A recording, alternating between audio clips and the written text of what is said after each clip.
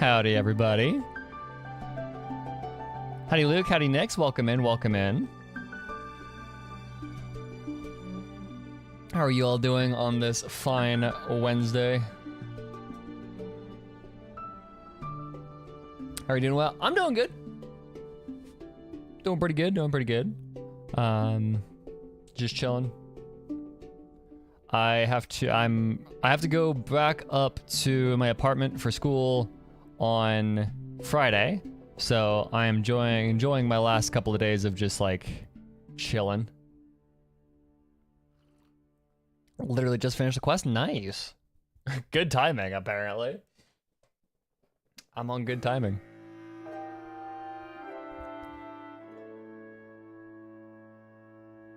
You need a cinnamon muffin? Hell yeah. That's okay. That sounds awesome.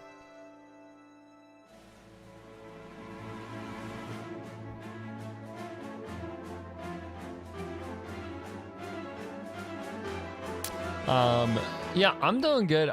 So a little look into my days over my break has been I spend most of my mornings like doing like just some hobby programming work. Just having a little bit of fun. I have Linux on my machine now, so I can just kind of do that stuff. I can just like code in whatever now. I don't have to worry about Windows being a pain in the ass. But so I woke up, I was like, I'm gonna do a little bit and then I'm gonna start streaming. So that's why we're a little late today. Is I have developed a routine now, waking up in the morning and doing work on Linux and then switching over to Windows. I usually don't switch over to my Windows until like for another couple hours. So yeah. But it actually did pop into my head the idea of I could very easily do some pretty chill like programming streams on like maybe on my Twitch or something, just as a I guess extra I don't know, like hang out with you guys while I work on stuff. I don't know. I think that might be fun as like a side thing if y'all are interested. I was about to go to the gym. Hell yeah. I just started a class for Python. Ooh, that's rough. Python sucks. I hate Python so much. I mean, okay. To an extent, it is a good language to start with because you don't have to deal with a good chunk of stuff. You can just tell Python to do what you want it to do, and for the most part it will just kind of do it. But then also it is a little bit too good at just doing what you tell it to, and so that's why I hate it, is because it is way too terse and it is way too like loosey-goosey with the rules. But yeah, because like I can't run it, but I can show the code that I've been working on.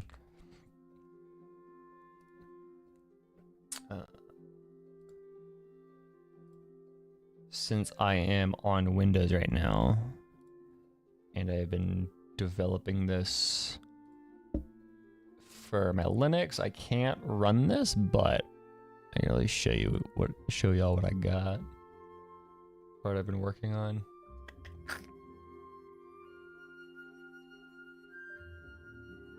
Transition. Yeah. There we go. Shut up, Genshin. So yeah, this is what I've been working on. It's Snake, written in pure C. And so like this has just been my project for the past couple of days. And so I was like, I kind of wish I had a stream me figuring this out. Cause like once I got like used to how Raylib works with like, this is like how you draw stuff with Raylib. It's like a window. Once I figured this out, it's actually been pretty smooth sailing. writing most of this. It's just been kind of, it's C, so you kind of have to do a lot of stuff from scratch. So I was like, I think like streaming this would kind of be a fun little side quest. So like if I ever come up with like more little projects like this to work on, I might consider streaming them. But hey, if you ever need like help, Mix, freaking ask in the Discord. I'd be down to help. Because for as much as I fucking hate Python, I'm more than willing to help out with it.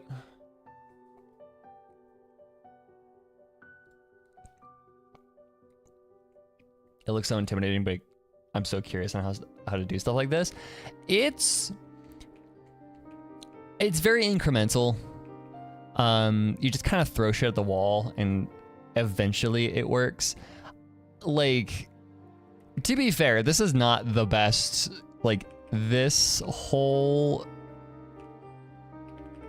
situation is not ideal. I could probably do this a lot cleaner with like a fewer structs, but you know, that's all that matters, is you just kind of incrementally add things and see if it works and try and get smaller things to work, especially when you have something like, when you're working on something like Snake, which is like something that like you understand, like you know how Snake works, you know how the rules of Snake work. If you were to try and build Snake, you would know where to start and how to increment it up to a working game of Snake, because of how, like, A, it's simple, and B, you just understand how it works, right? That's kind of what I did here. I think that's why this was a great project, was because first I needed to create a window, and then I had to draw a square on the window, and then I had to draw another different colored square on the window, in the window. And then I had to move the first square, and like you just keep adding on, adding and adding. So yeah, it's the basic problem solving skill of, if you're trying to solve a larger problem, you start with the simplest version of your problem you can imagine first, and then you add up, you increment. So this is for school, it's for fun. It is purely for fun, because semester isn't in right now. So I'm just kind of doing stuff for fun, also to add to like a resume. I have some like semi-substantial projects for a resume. So, oh, hold on, game is muted. Thank you. Boop, boop, boop. So yeah.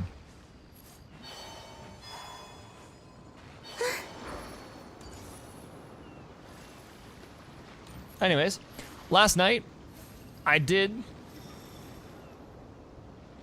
end up with Columbina. Thanks for the insight though. No problem. Again, if you need help with Python, with that class that you're doing, feel free to like ping me in the Discord. I'm more than happy to help. Wednesday whale stream? Hell yes, Yellow. Welcome in. I'm excited for Columbina, if you can't tell. I pulled her, I leveled her to 20, and then I have not touched the game since last night. So,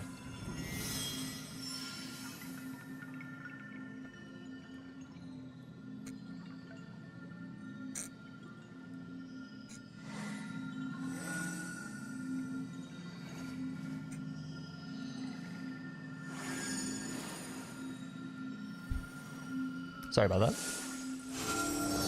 Howdy, Hez, welcome in. Let's say give us some materials. Ooh, that's nice.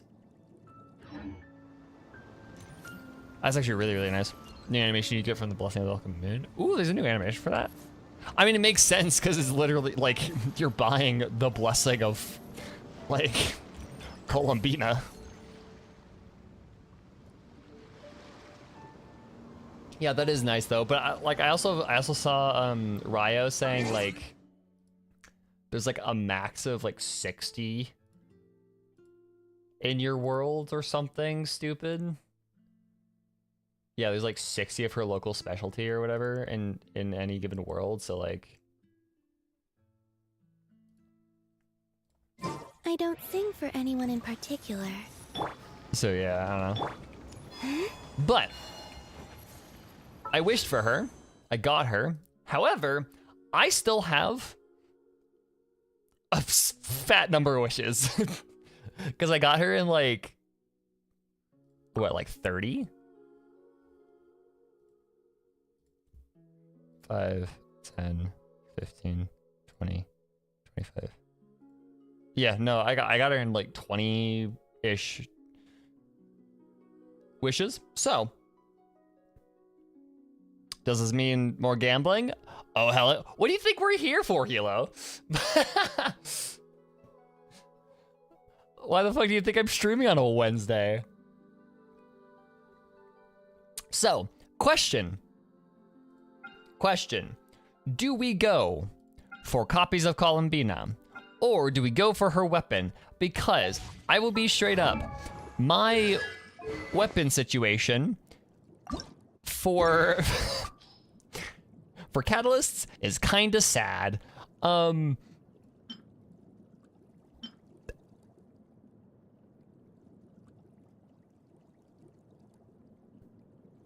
So where do we go here? I actually don't even know if it's probably not even in my history anymore. Yeah, no, I have not wished on weapon banner in so long.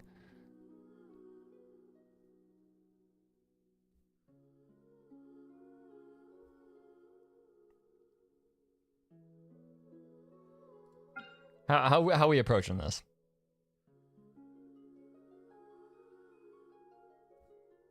Prototype Amber and Favonius. Oh, really?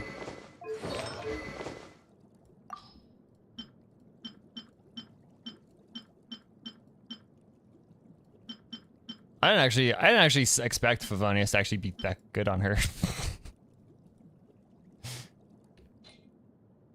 Okay, what is?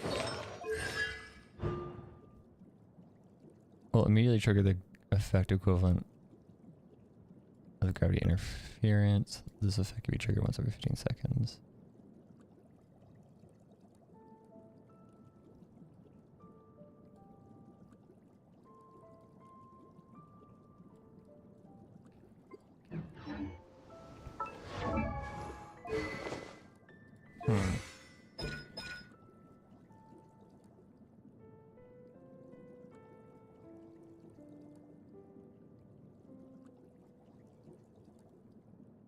Okay, I do actually need to read what she does.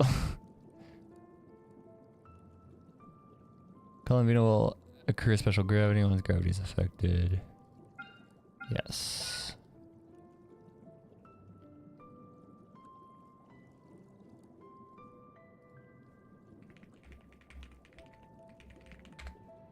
Yeah. I have her in my account. I don't know what I should know what she does, but I don't. Okay, Lunar Bloom. Yes. Lunar Charged. Lunar Crystallize.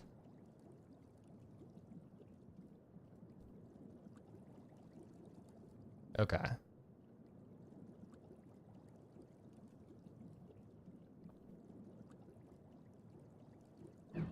Vaguely understand what she does. So in that case, based on my account, what would be a good team for her?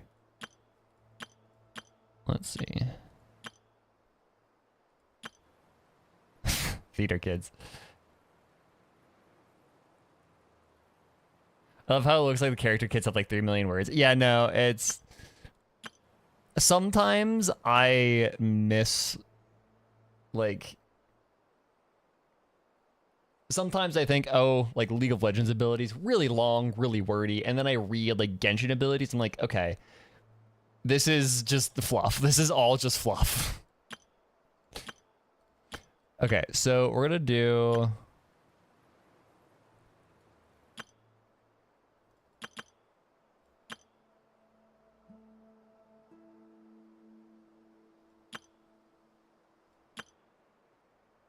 Replace Tignari team, because I don't use this anymore. Let's see. I could probably do this. Allow me to lend you some moonlight.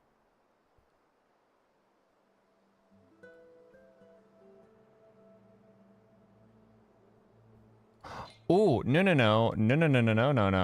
Idea. It's out. Eye. But Understood. probably not Farina. Probably.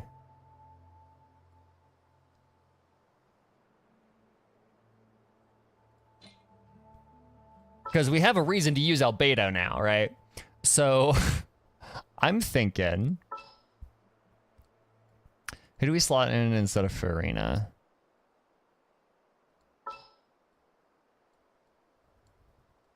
Do we slot in like a fish or?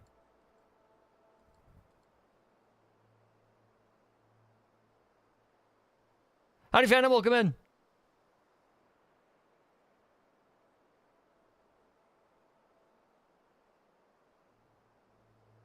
I'll be BJO, but you need 2 Hexarai characters.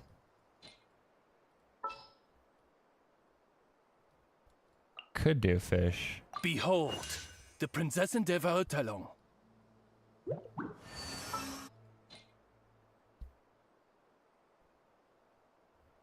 Get like lunar with. I don't think I have Hexarai activated for either of them. I still need to do that, but like lunar reaction for these 2. And then Hu Tao to dish out just a fuck ton of damage. I have no survivability. I think the only survivability I have is from Albedo Gia, though.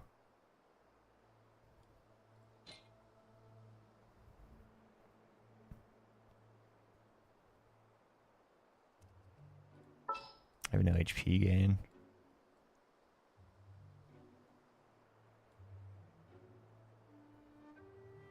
Roosevelt lost her mind over the facial. I mean, true.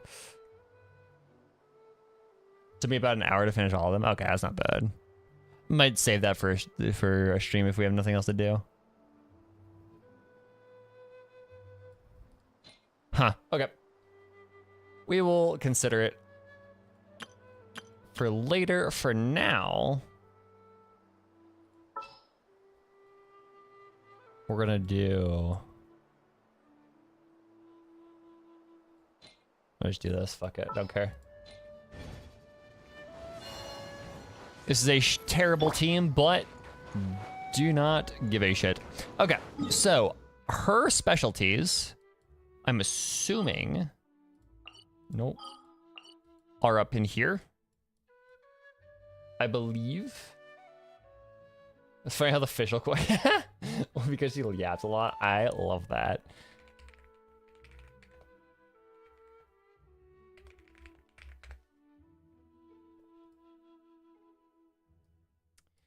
Okay, let us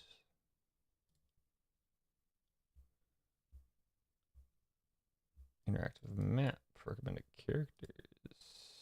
Yes, I do not care. Good lord, I don't need that. Okay, America. Confirm. Thank you. Columbina. Yay. Yeah, there is 70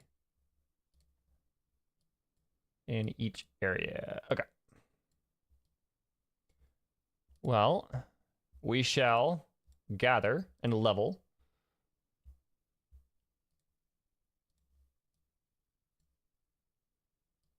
And then once we get her to a reasonable level, then we shall pull for her again. How does that sound? Still a better team than I know who puts Freedom and Lindy together. Why? Why would you do that? Alrighty, there's an Oculi. First, right off the bat. Come here. Nope. Bonk. We're already getting tooltips. This is all Zhongli's good for at this point. Oh, it's up there. Okay, never mind. We'll move on. We have a mission. Time to not get distracted.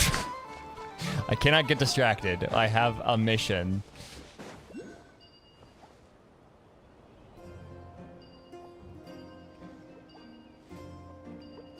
Okay.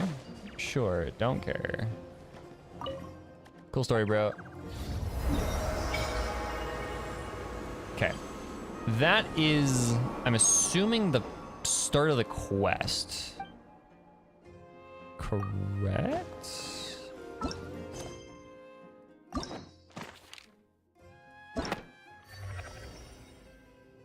Oh, okay. Well, that's cool. Story quests. How many I haven't done. I do still need to do Duran's. I've not gotten around to that. Fen quests. Oh, that's new.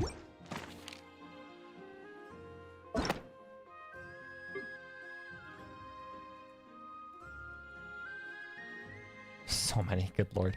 Okay. Be prepared for some interruptions. I figured. Okay, so I just want to check. Okay, no. Okay. Boats are made for transferring commodities back and forth. And those that come across Lior tend to stay a while. So it is where many things come to settle.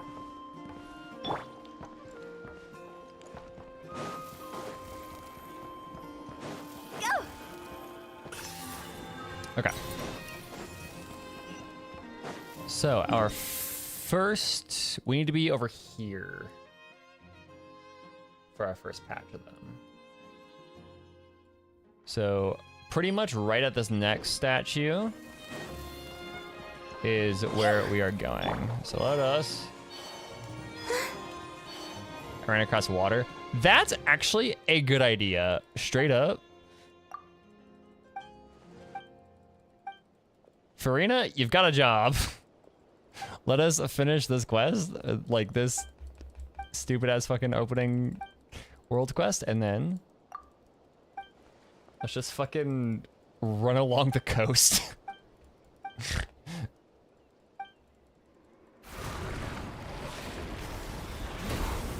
There's probably a hi Sauron. What are you doing here? Oh. Now it's your turn. Well, I'm stuck. Solidify.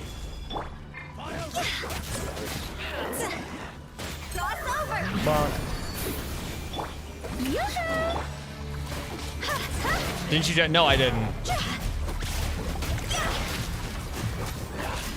I didn't go into focus mode. I just checked what the starting condition for the next quest is. The night sky. Whoa. Yeah. No. She is level 20. Once more. Columbina sure to be level 20. She got one tapped.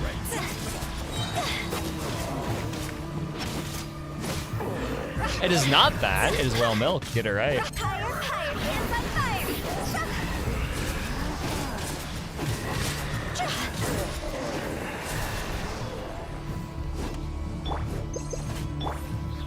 Solidify. Does she revive herself? Yeah, she's here for moral support. She's here for the friendship XP. I'll be straight up.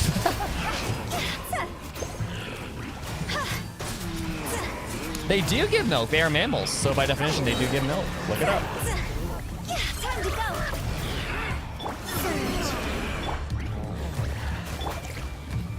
Gather. Order guide you. I probably yeah, exactly.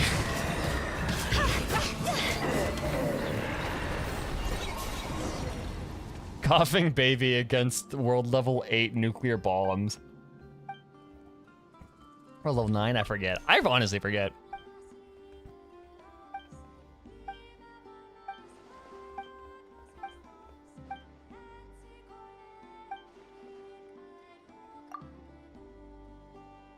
Should have given the newborn a B. She has a revive. I didn't think she could revive herself though. That's crazy. Oh, okay. I guess I do technically have HP regen in this team. In the form of fucking Farina. I don't care. I gotta see one. Should I go for C2? I don't know, actually. I genuinely am not sure how valuable her constellations are. Okay, we're gonna do what Nyx did. We're just gonna Farina our way over. We can go up this way. Not play for Columbina, so never found out. All right.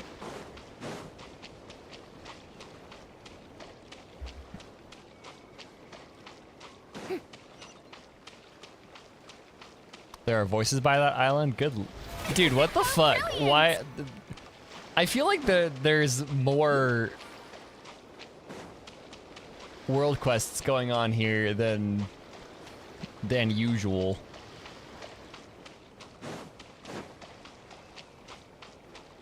I was never pulled for cons. Honestly, fair. That's kind of smart. May I present? I see 2 buffs, reaction more, EM, and attack. I mean, if you have the means to do so. There's no hurt in it. Voices pylon. If you might heed this call from the past, please ascend the tower. I'm good. The show begins. Yeah, the voices in our head are telling us to ascend the tower. I don't know. I'm good.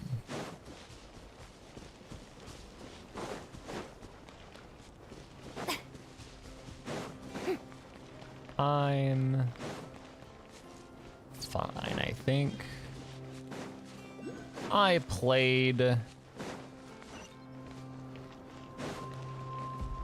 had to do the Crystal Tower quest for Final Fantasy XIV. I've done more than enough tower climbing in my time. Okay, oh, these are her thing, okay.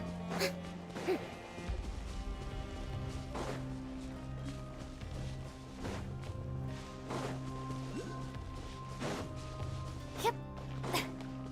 Yeah, okay. First of all, statue. Second of all, pull up her map here. Right there, we just got these 2. Okay.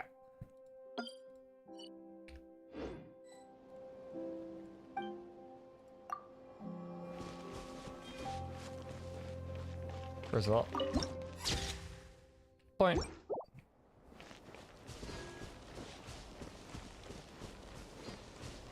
Okay, so we got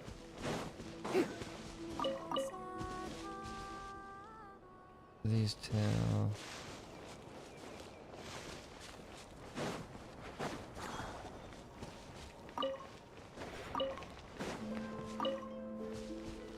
I just turn co-op off. Dude, I'm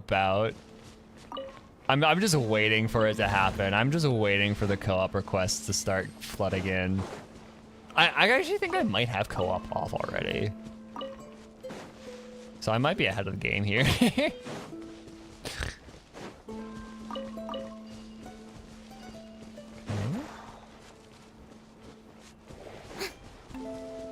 If the game starts talking to me, that is my sign to walk the other way.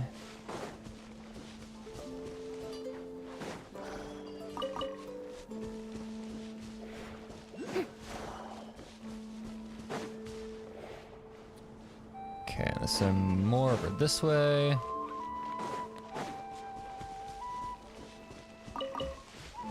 Okay, that should be enough for at least 1 level, which is By the a start. Okay. by the We get a couple in. Going, okay, thank you for the heads up, Ozzy. That is useful to know. Okay. We'll see if I can get to 60 for today. Climb.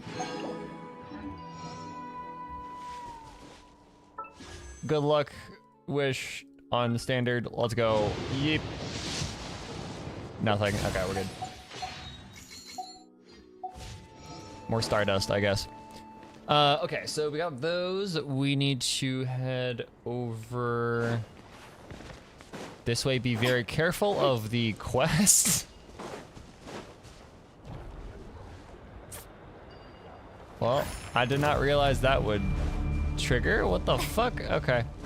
Can I just book it from these? Are they just the aggro? I can, hell yeah. Let's go.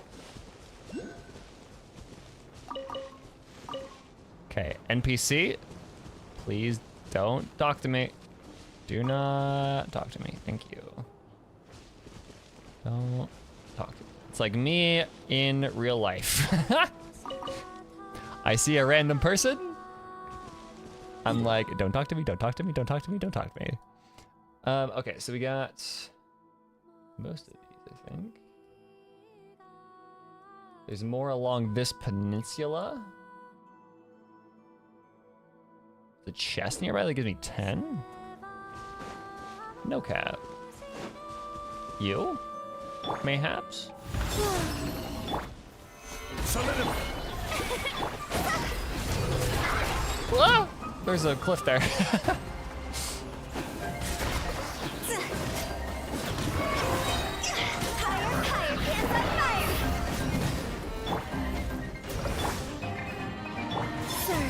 Okay, let's see.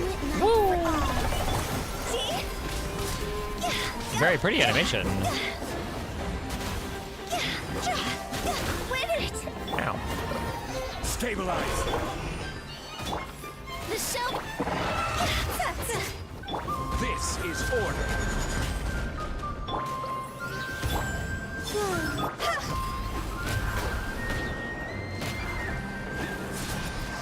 Die, please. I want this chest. There's gotta be a better way of doing this. Well, first of all, awesome the quartet needs to Solidify. happen. That helps. Jackpot. It's not what we needed, but hey, it's fine. With the Okay, wind. we need to be going along this shoreline. Farina. Autism creatures. Let's go. I'm so behind on so many world quests. That's a good point. There's a lot of primos just kind of I'm leaving on the table here.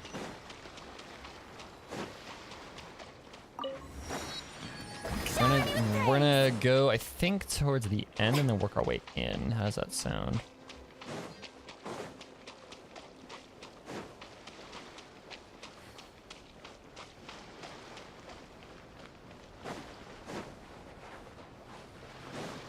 I was like, okay, no problem. We've got time. Okay, so there's some of the very, very, very tip.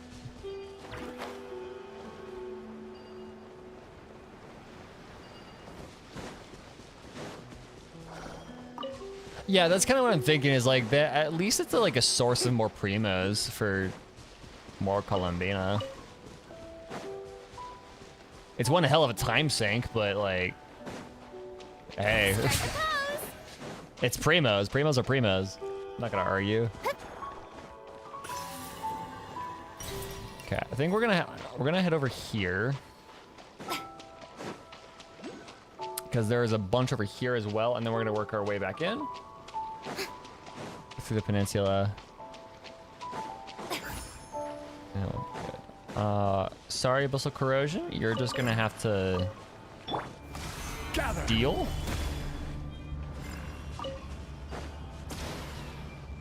There's a lot of chests over here. Okay, well. Unfortunately, I am here for one thing, and I have Zhongli. So, walks in, has invulnerability to all damage, steals some plant. Imagine if somebody like in full fucking body armor just shows up to your house, takes your house plants, and like leaves.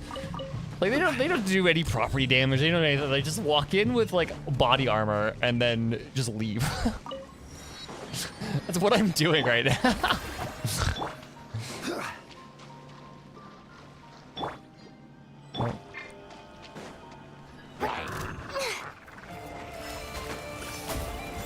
Rude.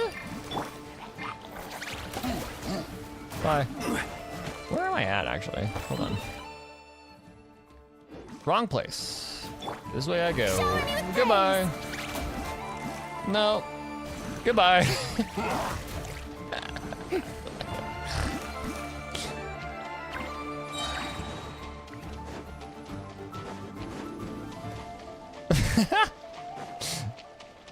Sometimes I love this game. Exploring this game, like, I don't do it anymore, but good lord, I forget why it's fun. Did I seriously just walk past this thing? Okay.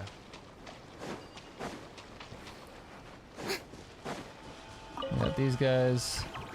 Free Oculus? Sure. The autism creatures are attacking something. I don't know what, but... we move on. Just keep on walking, y'all. Okay, see, do we have is that enough for the next level? Yes, it is. Let's go.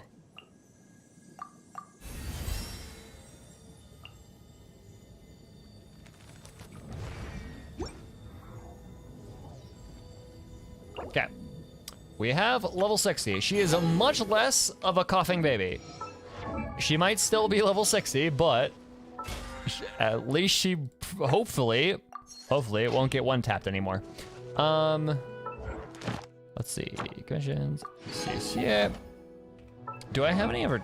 This is gonna be the real question. Do I have talent materials? Yes, on my. Okay, no, I don't. Yes, I understand. My artifacts on her are bullshit. I just fast equipped, so that's why they're stupid.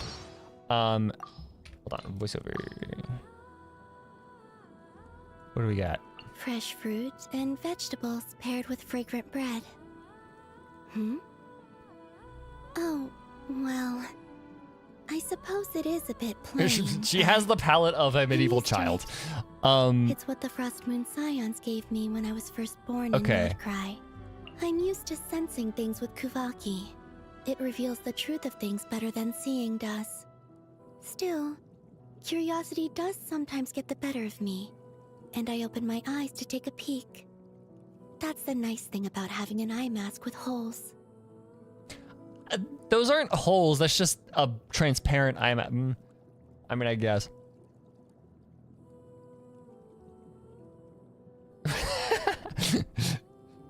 Yeah, straight up. I just kind of robbed these hilichurls of their flowers. I used to take long walks in Silver Moon Hall every day. So don't worry about me. I can keep up. Huh? My story? That might take quite a while to tell. Oh, you brought tea and snacks? Well then, I suppose I could share a bit more in return. Also, do we, I put this in the Discord last night, but, Oh, whenever Sandrone was mad at me, she'd give me things like this too. Ah yes, she was mad at you. Of course. She was mad at you. And for being mad at you, she would give you things. Very not gay. Okay. I think that should be most of them in this area.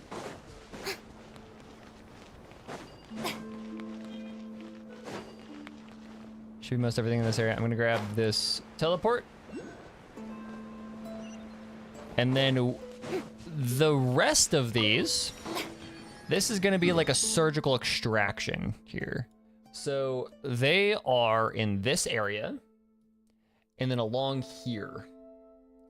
I know approaching this, as you guys have said, starts in Quest. And that's it. No, there's some more. There's some more further north. And one little thing way over here, which is stupid.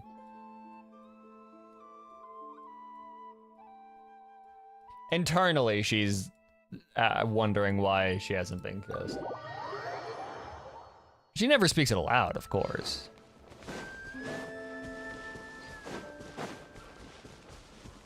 You can touch, but just don't walk behind it. Okay, good to know. Good to know.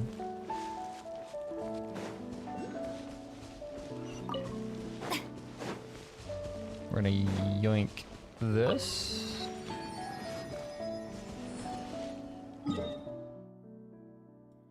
I can keep going this way. And then probably fly in here.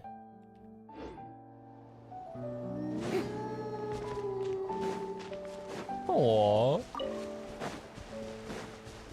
Big whale guy. Whale sounding dude. Oh, it's a howling wolf. Cool story, bro. But I've got things to do. I'm gonna take your floating rock and then leave.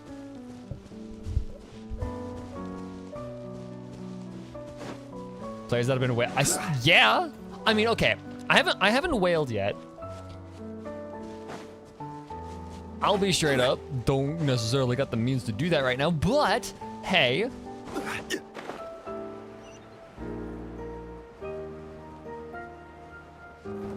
I have been saving.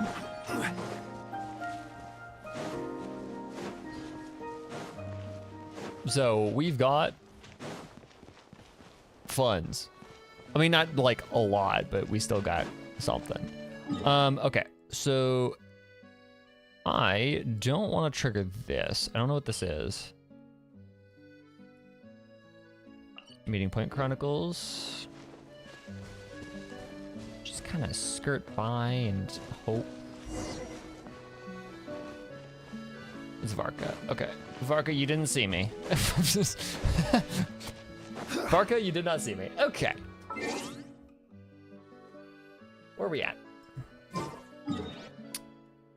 We are... Okay, we could probably get this teleport waypoint and then move up to the lake, and then that's going to be that route. So let me head over this way. I'll do that. That's actually a fascinating story. What, the wolf?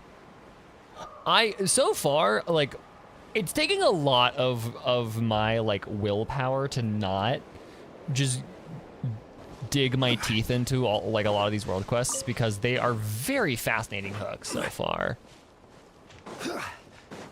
Like, so far I'm very intrigued. Okay, so that was one. There should be a couple more this way. Right here.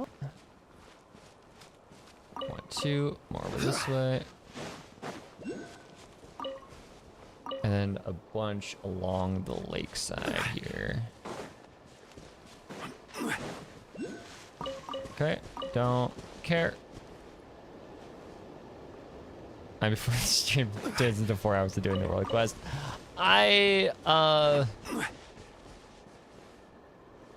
We shall see. Okay, so there's those, and then now there's a bunch along this path. This is the danger zone here, because that is approaching the statue.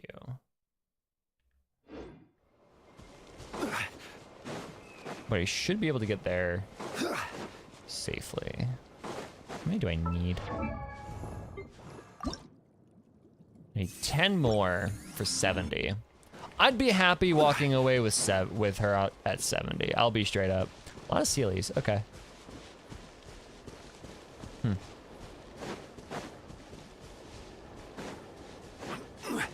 God, there are a lot of fucking world quests. Jesus. Okay. So the danger zone is over that way.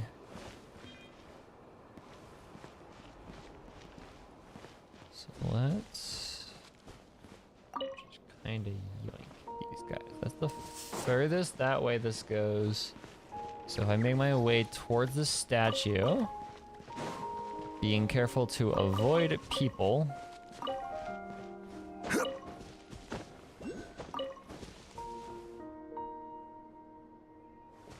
Should be a couple more. This way.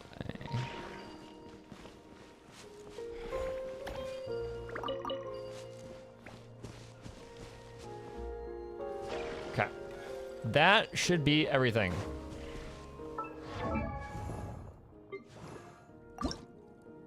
Oh, I'm 3 fucking off, dude.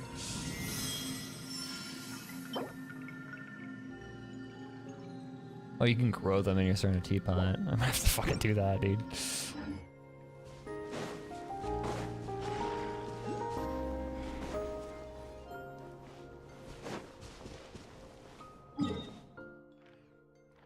The rest of, I bet you any fucking money.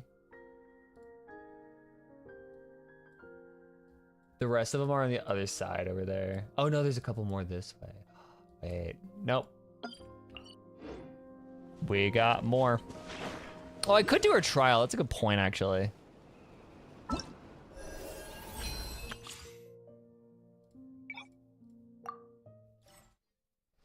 You can also figure out how the fuck she works. Off-field damage dealer who enables her teammates to trigger Lunar Charge, Lunar Bloom, and Lunar Crystallize reactions, dealing various types of lunar reaction damage. Gravity Ripple that continuously deals AoE hydro damage to nearby opponents. Whenever nearby characters trigger lunar reactions or deal lunar reaction damage, Columbina will accumulate gravity.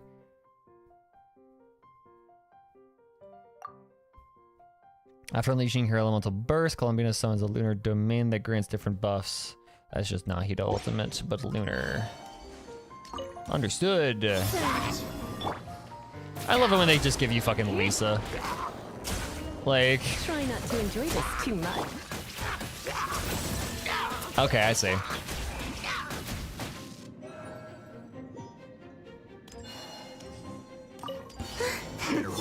Change of plan. Insulation chamber deployed. Use this place. By the frostman hold.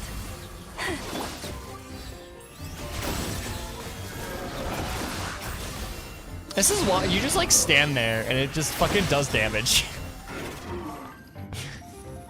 This is a fucking wild team comp because you just kind of stand here and things happen and it's like, okay. Protect us. I'm used to actually like doing shit in this game, but that works too. I guess we're playing HSR now.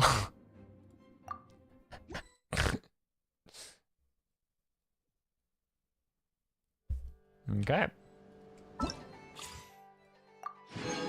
Enemies defeated by sheer aura. So true. Okay. That is enough to get Columbina to level 70.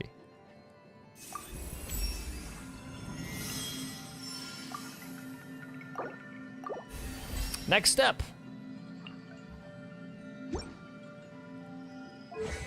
Pulling. And maybe after that we do... I'm gonna grab this because this is gonna drive me nuts. Be very careful here. Don't go behind it, just go up and touch it.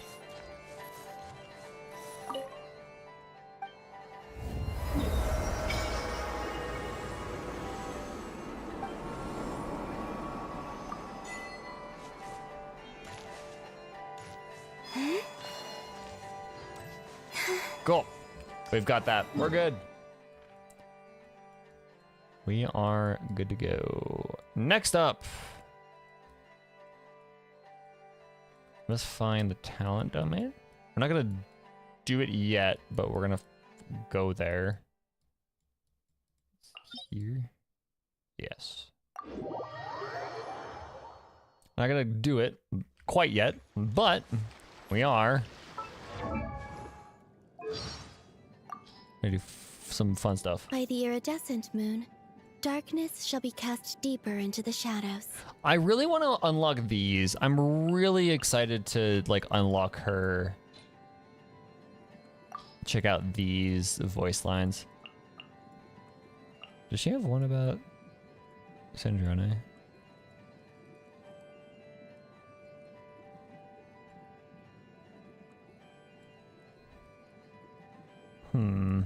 Bonk.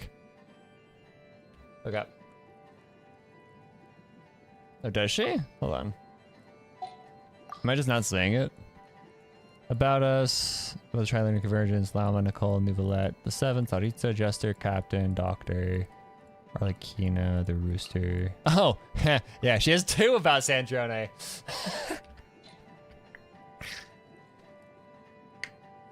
Is her birthday today? Apparently it is, which is kind of cool that she's released on her birthday. Alrighty. First things first.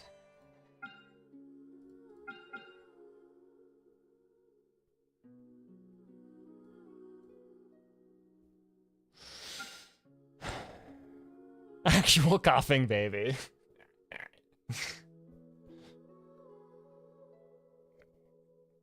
At least it's the birthday girl. Okay. Let's see. I don't know.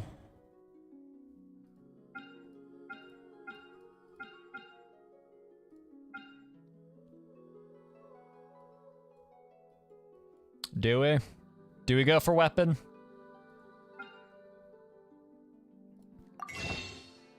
I'm still debating. I'm not sure. Like,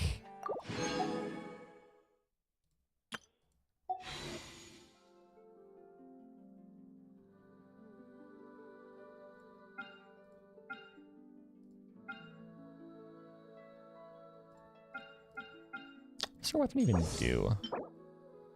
Max HP increased by 10% when triggering lunar reactions, inflicting lunar reaction damage on opponents. The equipping character will recover 14 energy and should receive the Bountiful Seas Sacred Wine effect for 12 seconds.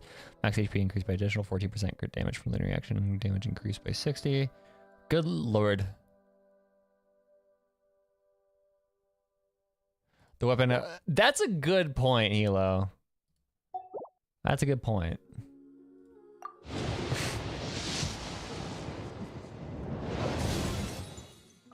What the fuck is this?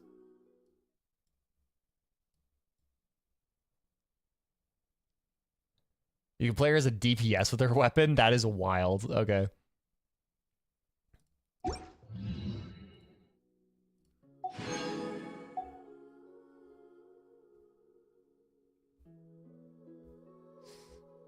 Oh, is that Kachina's stick? Okay.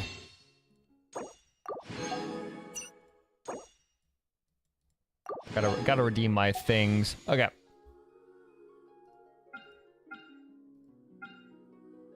Actually, that's only for the Llama team, but still. Okay. Then, okay, how about this? We're gonna go. Would you? Didn't want to do that. Whoopsie do. Well, open eyes. That. We're doing it, I guess. Cons first.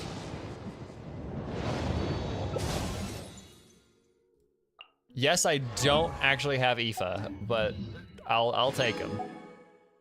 Okay, next one. Columbina with open eyes. It kind of does, I'll be straight up. Hi, Fish. I can do this now. I can get an even number. Okay.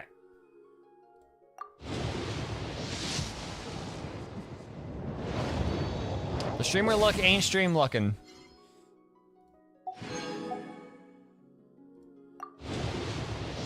Come on, let's do it.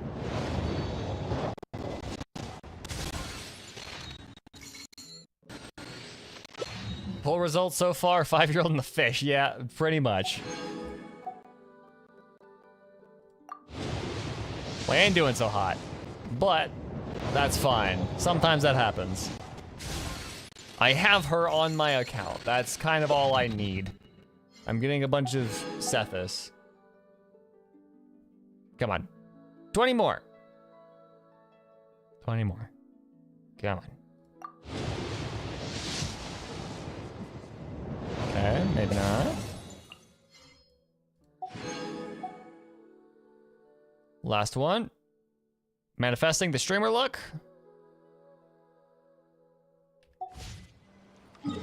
before we do our last 10. I don't know why I wasn't doing this beforehand. I biffed it, guys. I biffed it. I didn't do any of my things in Silver Moon Hall. Okay. Last 10. Manifesting it. Oh!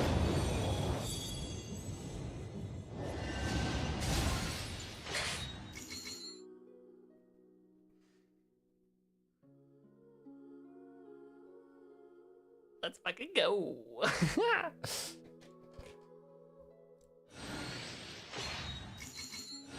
Now, I don't know what the new animation things mean. So I don't know if that means location change worked. Of course it did.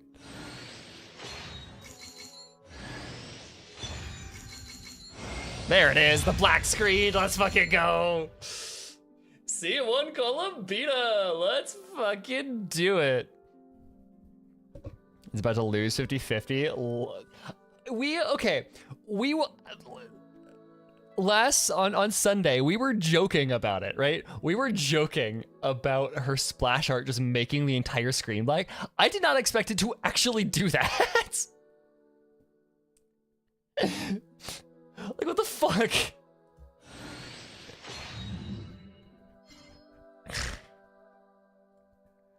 Oh my god. Well, let's throw the run one pulls. Add her weapon, just see what happens.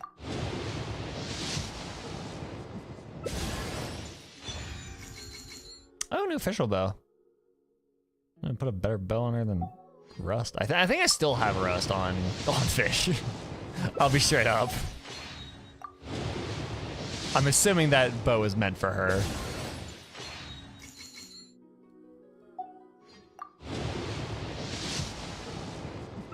Nah. Not a...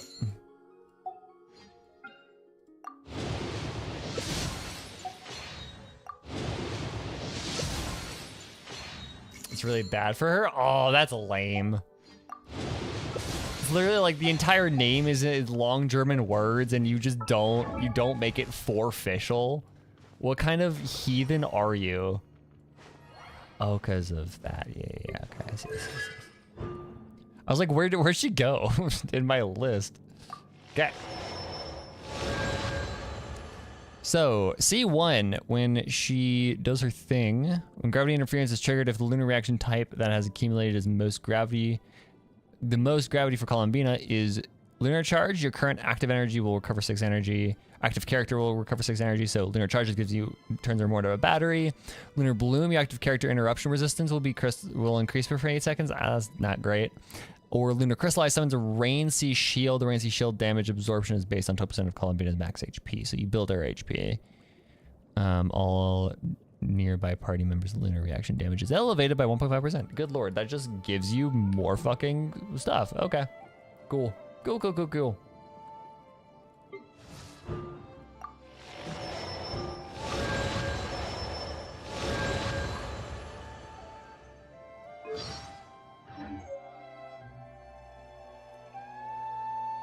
Oh, so she's like the main character. I wonder why. I wonder, it's almost like she's like the moon goddess or some shit.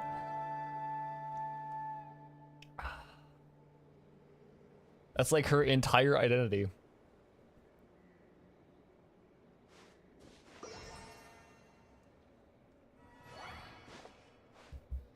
Gems. Let's see.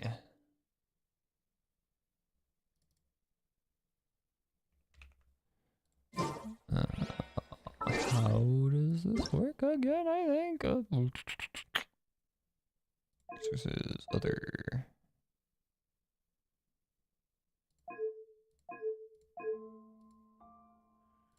Count? Redeem code. And then this one. Oh, it still works.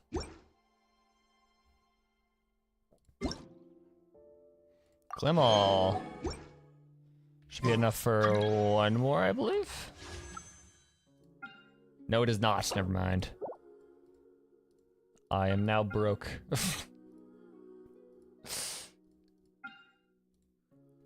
It is all good though. We have her at C1. We shall leave this place now.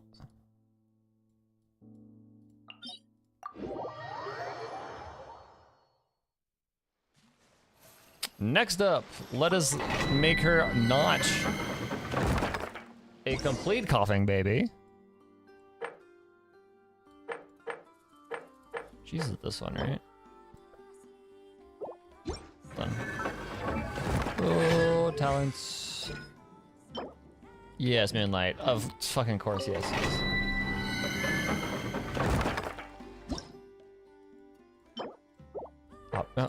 Elysium? Sorry. Okay, we're not gonna bring this team on. We are going to bring in actual, like, decent. I have momentarily returning. What a filler patch? Hell yes. Hope you enjoyed the filler patch. Boop, boop. And Xiangling. Switch. Just sharpen my spear. And start. It's about. Paimon started to talk to me. We have something super important to discuss. Remember, right? Oh, yeah. Let my name echo in Sorry, sound. sorry, sorry, Paimon. I have more important matters to attend to. Time to go.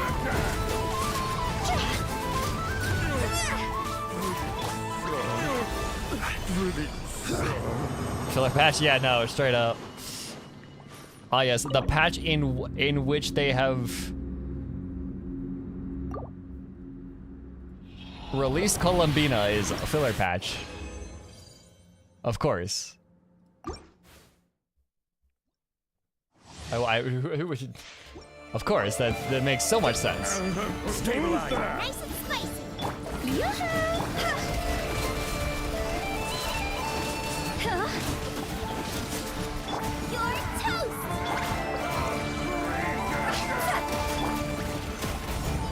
I will have order. Bubba, get them!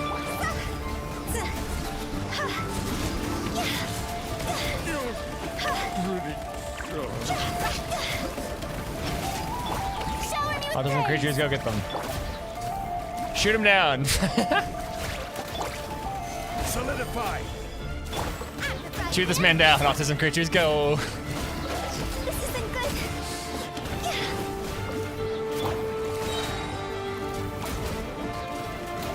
Gather. we go. Order guide you. Bubba, get them! Yoo-hoo! Just die, dude. Thank you. Go!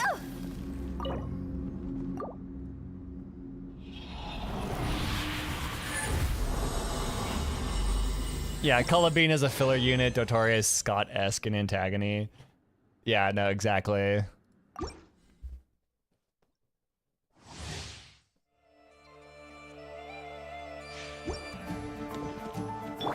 Strike a pose! Just heal up a little bit here. Free our Pokemon team, exactly. We love the Pokemon team.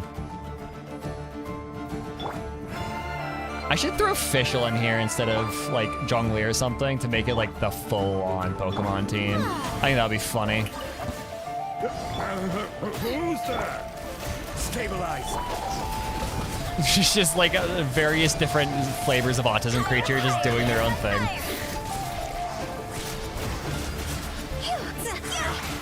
Because like Oz is the autism creature prime. Like Go!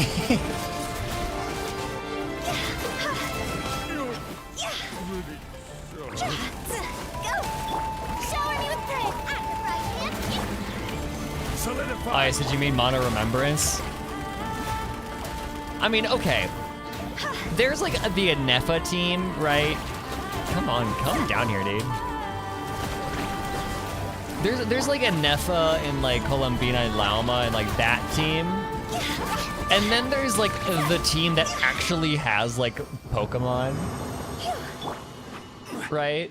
Like Farina and Xiangling and Official that actually have like proper honest to God like autism creatures.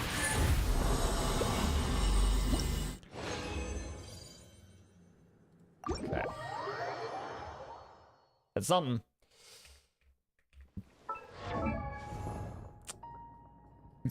There you go. Oh, it's toxic. I love that she uses slime condensate though, because like I don't have to farm it. I don't have to farm shit for her. That is actually so nice. Like I don't need to farm jack shit for her.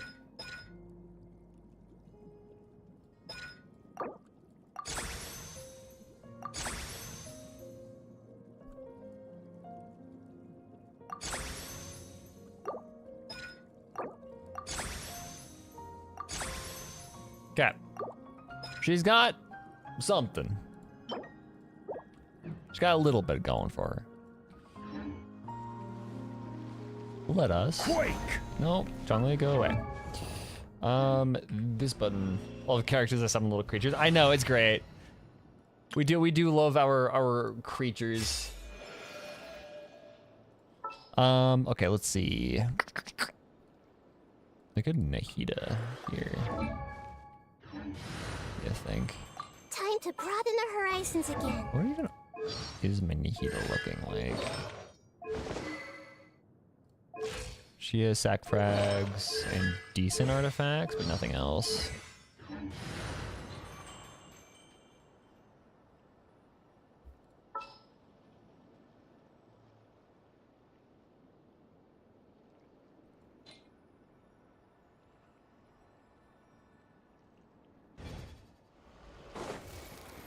Theoretically?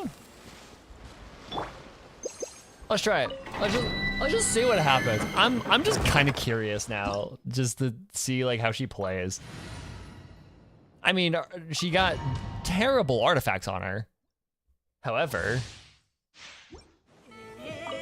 it'll be fine. Okay, so Nahida does that. This is order.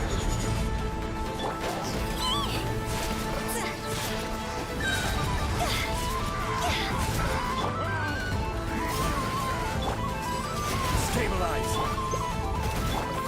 Okay, so you can get like, you can have like 2 field arenas here.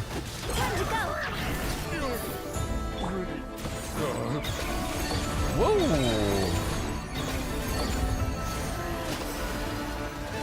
Okay.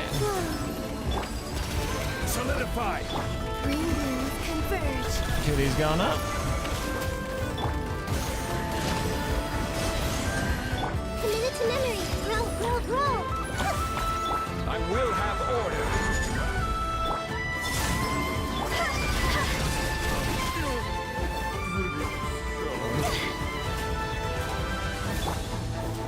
Oh, Yao Yao's Dendro creature, Moonlit night for all. I forget. Committed to memory.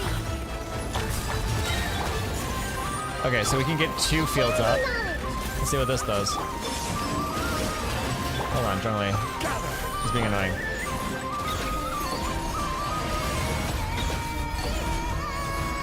I can see the thought process behind making her a DPS. This way, Turtle. Grow, grow, grow. Green moons converge. Yeah, quite, yeah. Her animations are gorgeous though, good lord. Solidify. Wayne.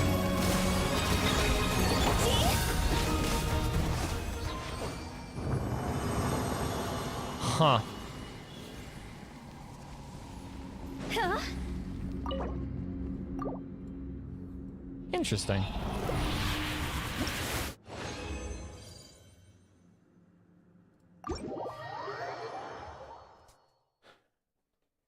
So,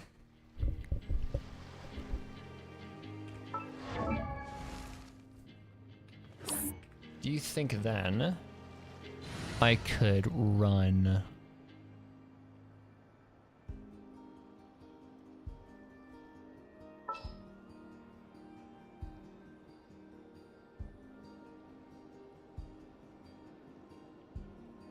I don't have a proper Dendro DPS is the issue here.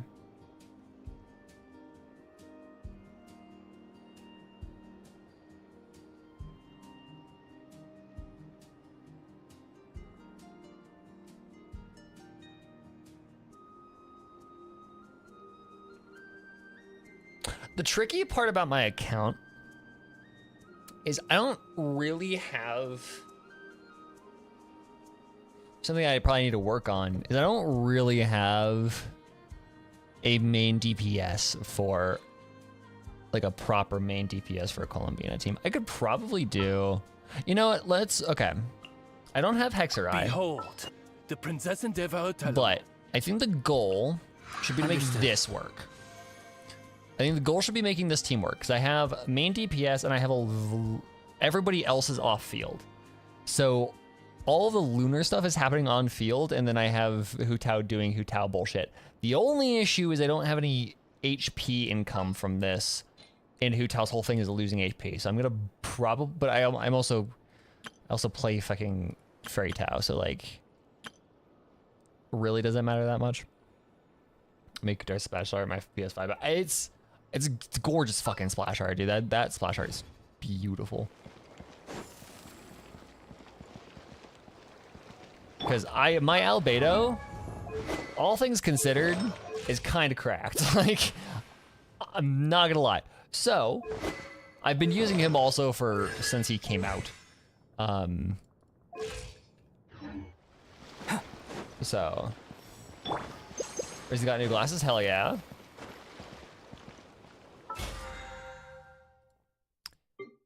Can you swap fish for Baiju? I could, but then I would lose Hexer Eye.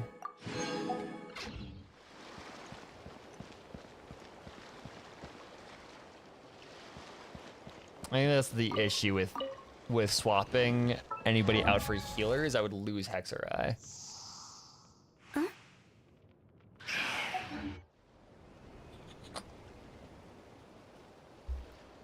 It's a good idea, but... And I mean, to be fair, I could do that right now because I don't actually have Hexer Eye. I keep pressing T, expecting that to bring me to the... Hu Tao gotta go? Who the fuck do you think I am, Hez? Okay. Hopefully this won't take long. You could do that. But then at that point, I probably wouldn't use fish. I would probably use like... someone else. He's like Raiden. The campaign begins. Official main DPS time? No. Never. This team is such a mishmash. Shush.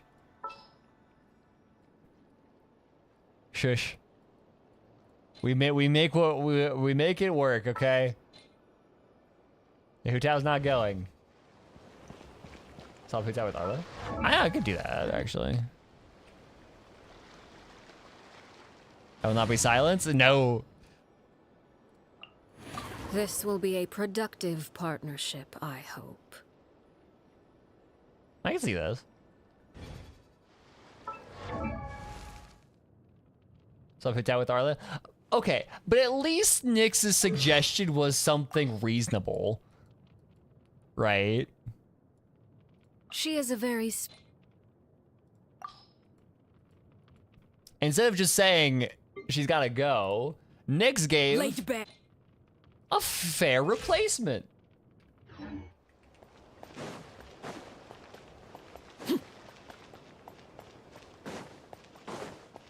But you just said get rid of the Hu Tao, and I took offense to that.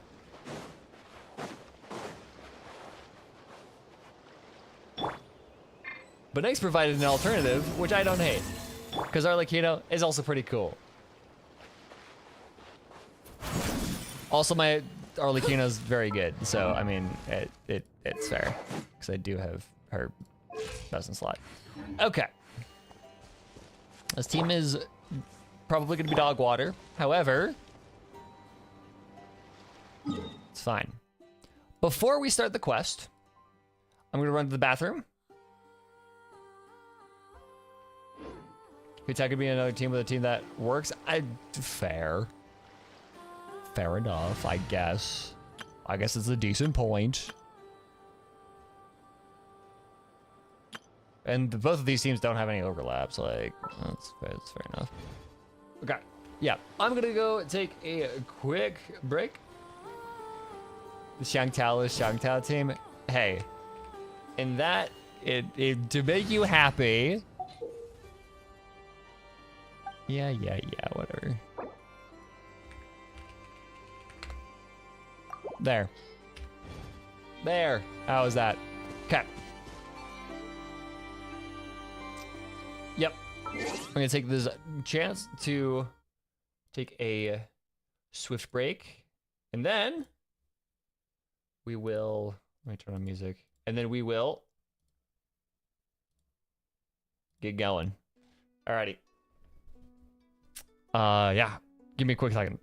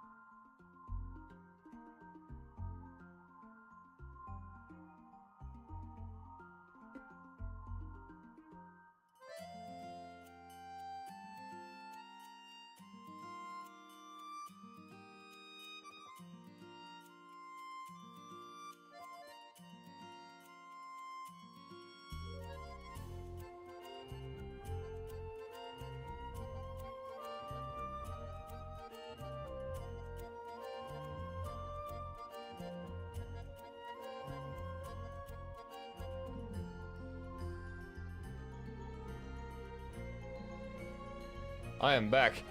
Doesn't the moon bitches also work for Raiden there too? Cause didn't she have like moon motifs or some shit? Something like that? I don't know. Anyways.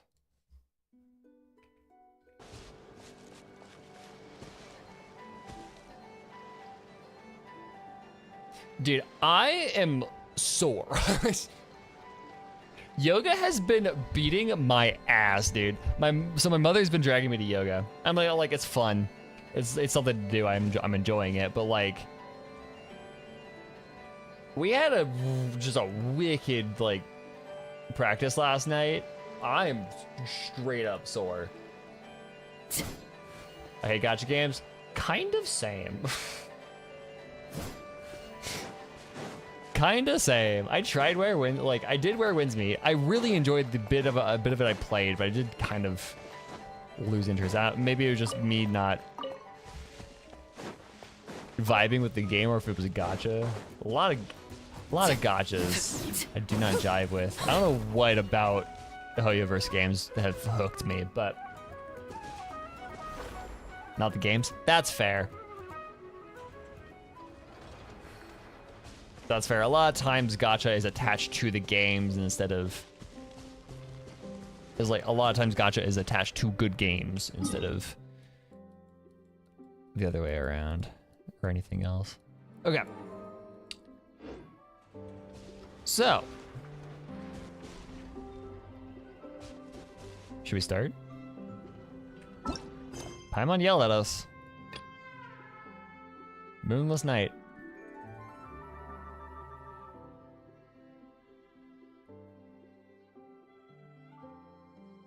I have heard. Would you prefer having a subscription-based live service model? don't know. That inherently raises the barrier to entry. Okay, to be fair, I think... Oh, I saw music going on my end. Got it. I think Hoyo makes it work. At least Genshin does. HSR is a little meh.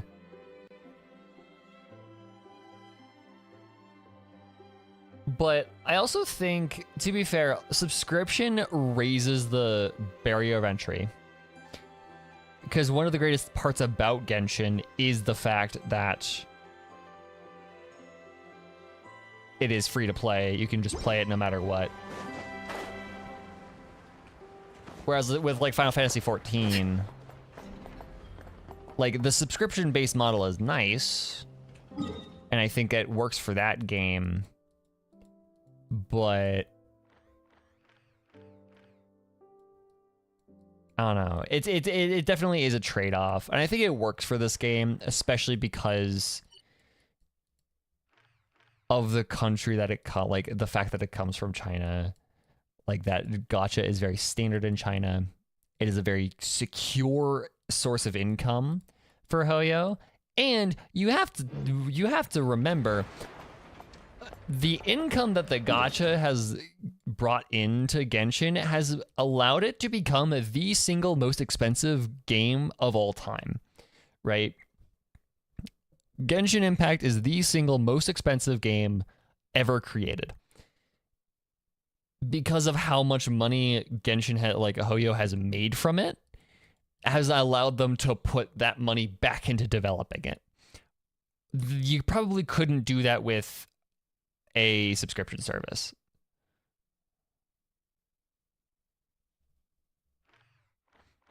So, I don't know. Okay, let us...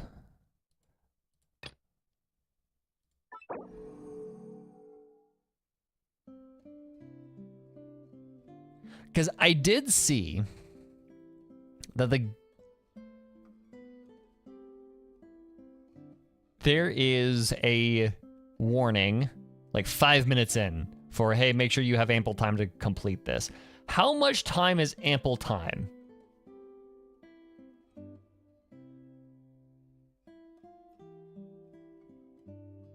Something Limbus Company, yeah.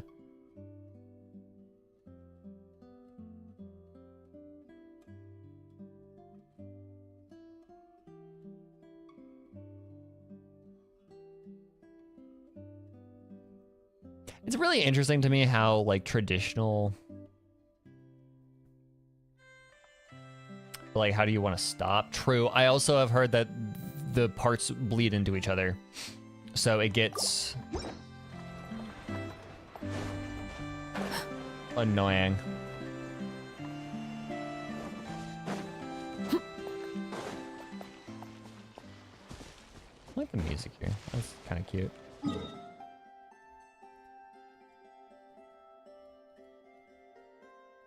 Yeah, because I know they bleed into each other. Because I've seen people bitching about it.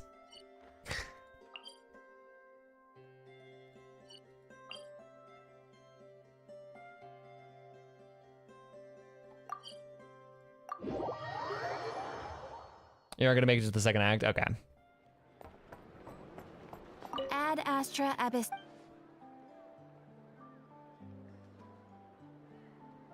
I am sorry, but you have... Oh, I haven't done that yet. That's not necessarily a bad thing.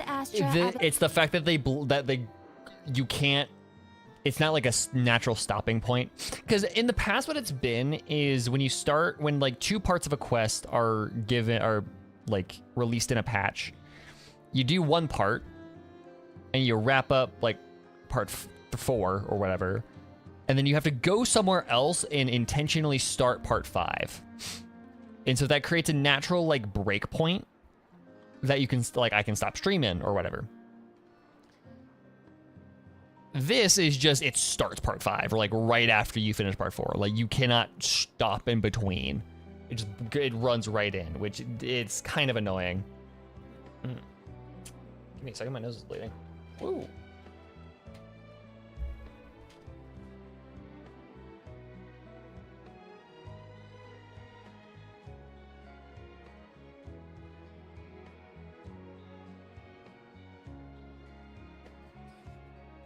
Yeah, so it practically just turns it into one big part, which is annoying. Cause like, why do you break it into two if it's just gonna be one anyways? My internet disconnected at the end, since there's no stopping point. Okay.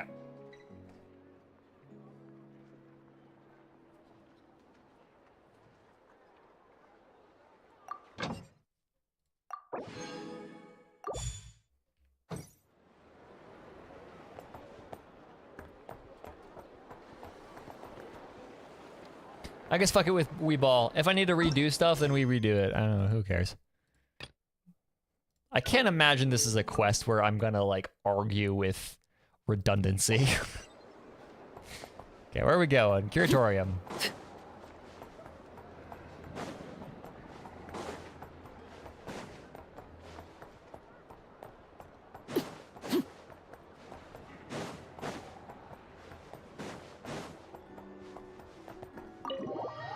Let's do it.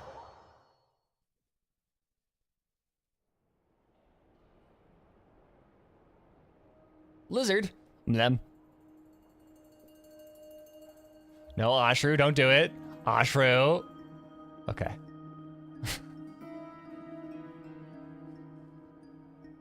Looks like the gang's all here. Yep, all ready. How about you two? Green and good to go? Yeah, for a certain character. Yeah. I wonder who that might be. Cough Nicole. Anyways, where did we leave off even? What was like the... Okay, hold on. We'll figure it out.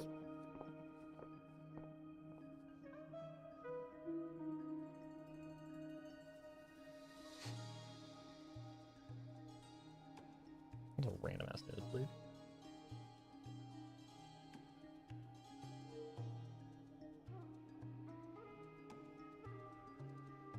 Oh yeah, Dottore jumped us and then...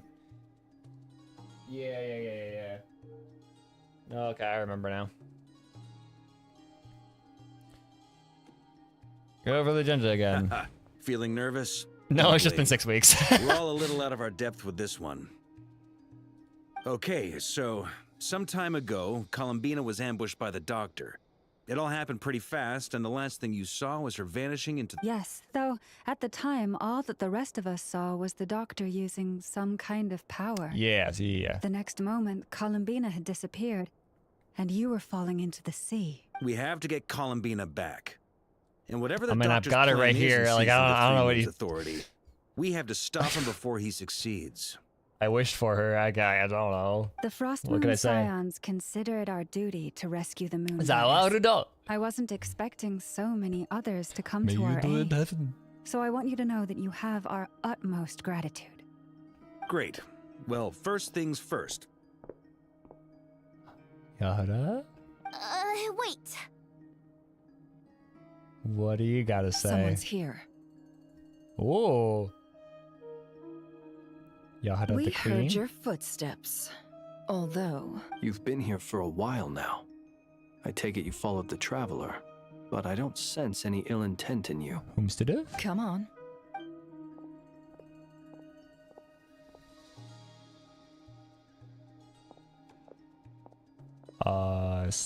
Fatui?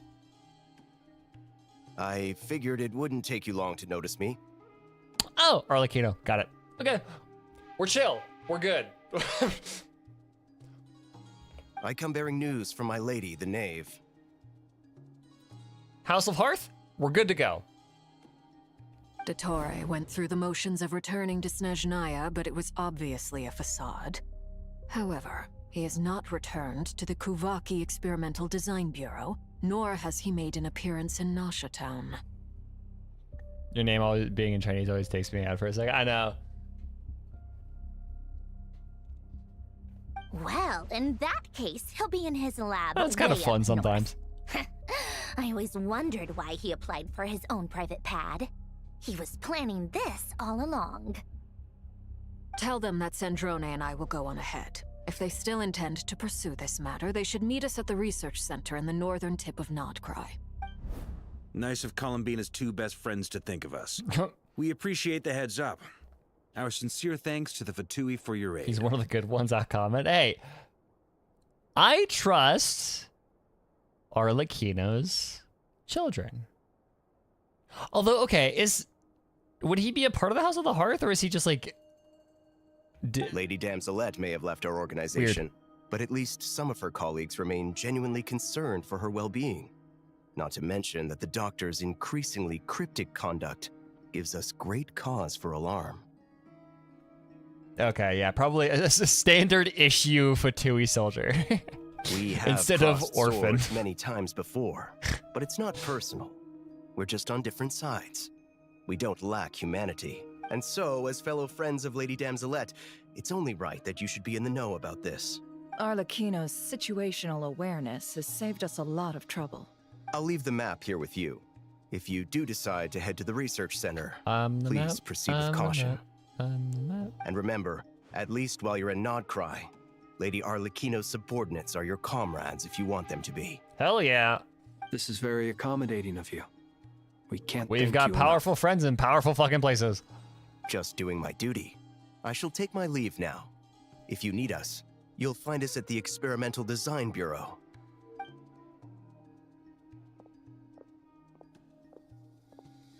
So, the doctors left the Experimental Design Bureau and headed to some research center up north. Honestly, I love how they treat Arlecchino, because she is, and like how they've written her into the story so far, because she's not treating herself as traditional like traveler like partner, the traditional traveler like ally.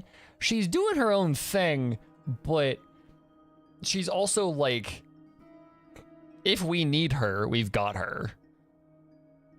Like I do love how it's that like agreement that we have our own interests, but we can help each other still. Like we're not working directly against each other. I don't know. I just love having Arlecchino. Marionette like, as seems a to resource. think he's been planning this for a long time. But when Stern, did it start? yeah, exactly, that too. Before he I even do love me some arrived like in Nodcry? Stern and watchable characters. I just love Arlecchino as a character. Like top 3 characters, maybe top 5. Yeah, but who top 3 now? Arlecchino.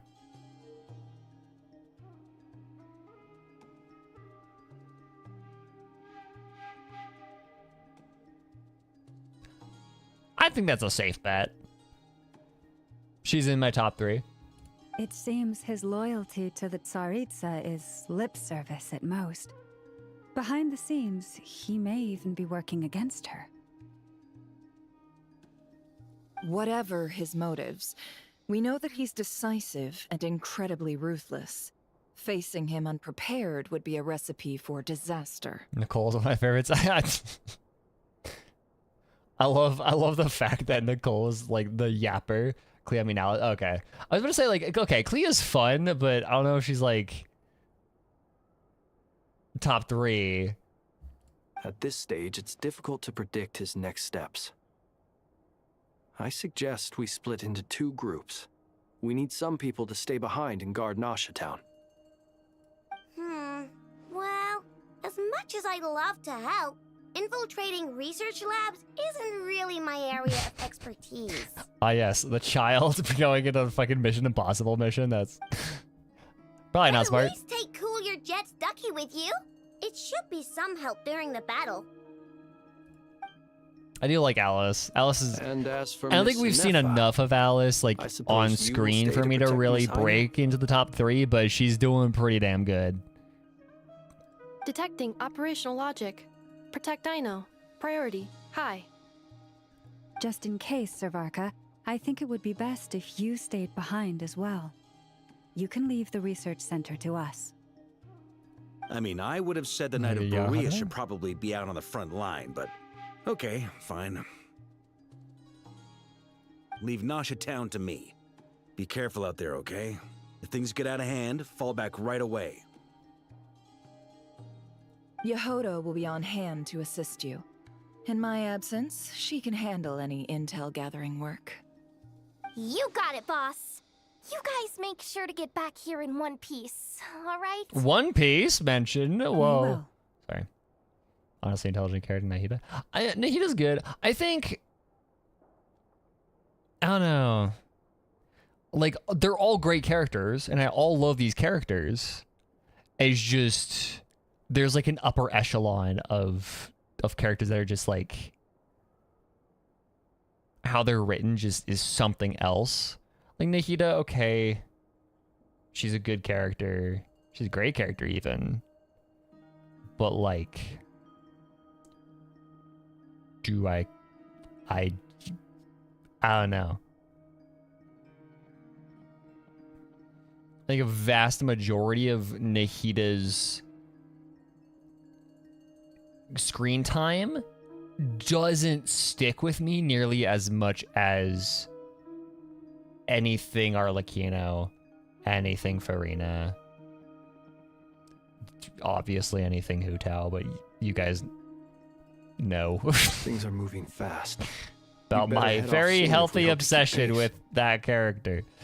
This is gonna be a very dangerous mission. Paimon, you should just stay behind to help everyone here. So, it's infiltrate a secret research facility, or...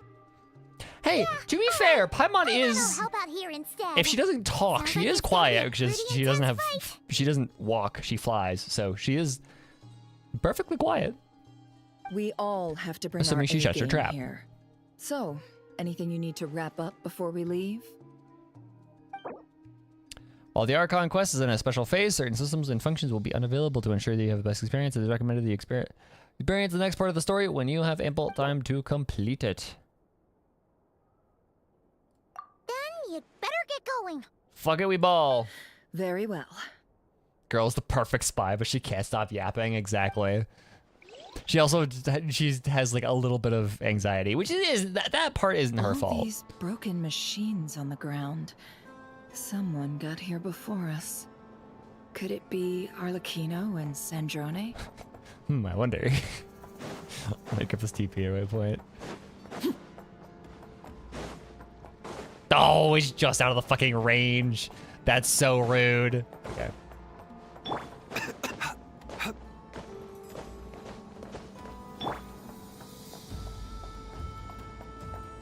Could it have been Arlecchino? She says as she's aura farming over the machine she just dismembered.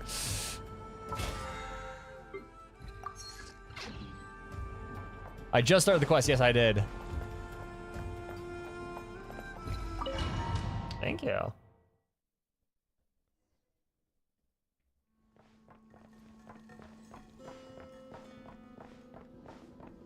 I'm nearly done, I believe. Wait, okay, so this is what, Act 5, 6, 7? You had a timer, you put your timer up for 7, right? 3.5? Okay, that's not bad, actually.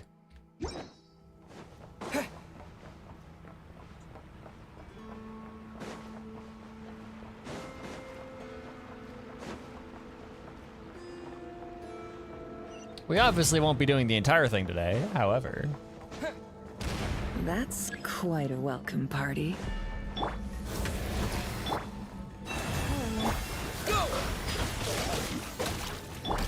I just need to be using that for... I don't know why I'm even bothering with anybody else in this team. Like...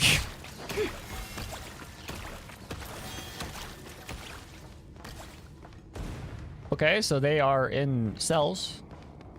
Sure.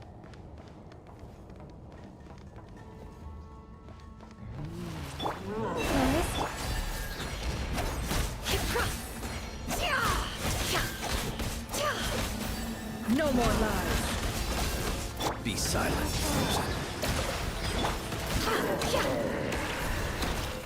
I'm tired of this Hydra. Honestly, kind of same. I would prefer literally any other unit. Give me fucking Aloy instead. Like, I don't care. I said get back, do you hear me?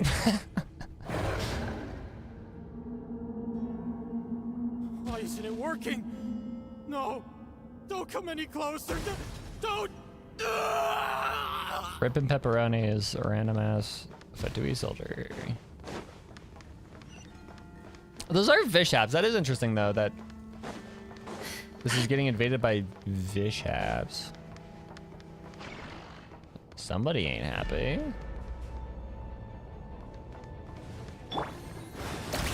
Yeah, the fact that the only way the traveler can actually do anything in this quest is by having Aino assistance is like really funny.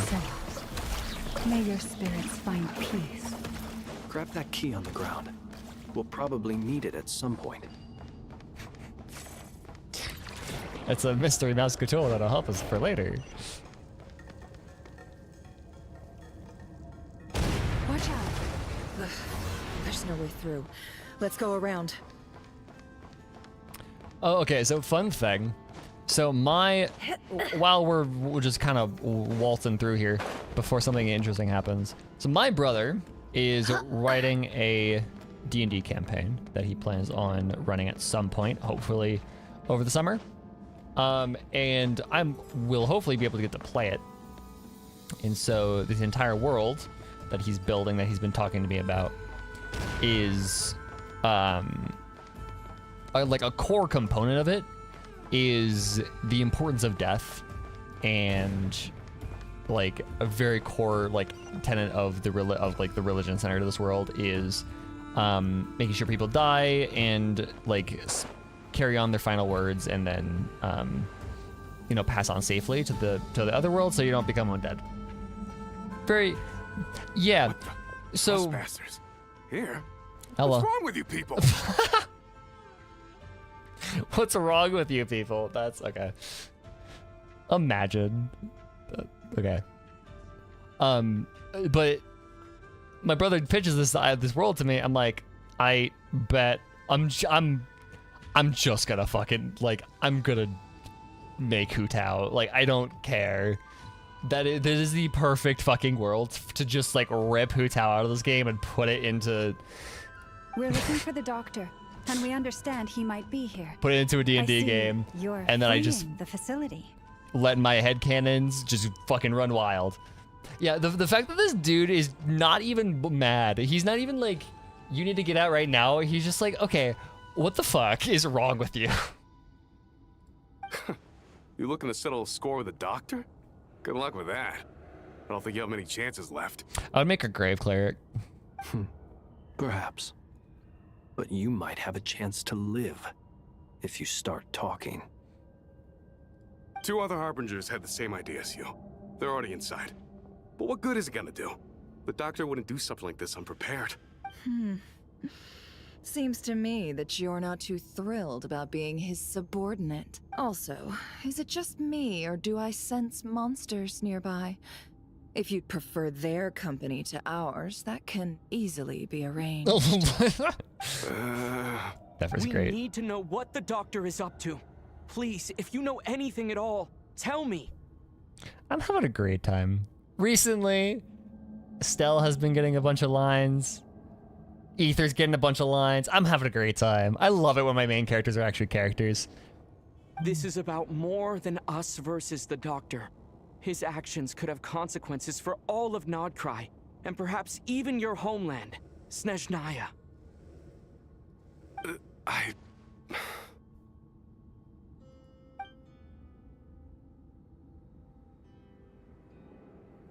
he about to take off the mask? He's building something. Ambitious doesn't even begin to describe it. Feels like this could be the big one. The God big knows one! How long he's been planning it. Itaki's still. Yeah, no, it is. Like, yeah, MC Lions stonks are going up. I love it. A while back, he told us he'd be returning to Snezhnaya. I love it when my main characters expecting are him back so actually soon. characters. This time, he brought some gemstones with him, or something. 2 of them. Like, either... I think one of the weirdest parts about Ether, early Ether, was the fact that they wanted to make him a self-insert character, but also gave him a backstory. So it landed in this really weird, like, uncanny valley of character writing that didn't work. So I think they're finally realizing that they need to actually turn him into a goddamn character. And, like, because like that compared to Final Fantasy XIV, for example, which is like the Warrior of Light is literally, you can do fucking whatever with your Warrior of Light. Their background doesn't exist. They might as well have just spawned on that cart and like being driven to your opening town. Like it doesn't fucking matter what they were beforehand. So like the Warrior of Light is very, very, very, very blank slate. They could have done that with Ether, but they still gave him a backstory. So the blank slate idea just could not work. Spheres. He stole them from their rightful owner, Columbina. Oh, Lady Damselette? Last I heard, she left the Fatui. Before she went, she told us she'd finished what Her Majesty asked of her, and wished to focus on some personal matters. I remember thinking that leaving us might not be the best choice. I mean, I always looked up to the captain the most, and...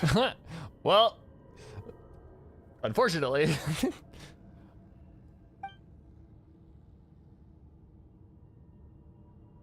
Back when this all started, the higher-ups dispatched 3 units to Nodcry to execute yeah, their plan. About that. They were led by the Doctor, Marionette, and the Damselette, respectively.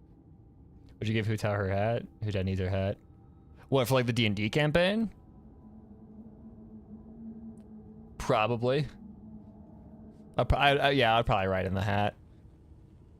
I was a part of the Damselette's unit to begin with. Oh, okay. She never really interacted with us much. In fact, she seemed sort of that tracks. detached from everything. Not because she was distracted, just felt like she was indifferent to the world around her. Like she had no stake in anything that happened. Yeah, I would give her the hat. I would give her the basic outline of the story of her father and then grandfather dying.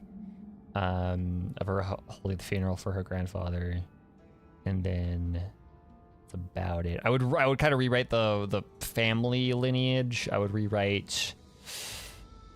Obviously, I would have to rewrite the actual nature of, because like instead of her being like a funeral parlor owner, I'd have to be much more aligned with the like world's religion. She always seemed like she was staring off into the distance. Almost as if she didn't see anything worth living for in the present, so she had to look further afield. That's right. She always used to stare up at the sky. The Doctor used to stand nearby and watch her. Yeah, exactly. Apparently they got along well at first. I mean, yeah, you can go visit him. He's not going to give you very many orders. Started avoiding him as much as possible.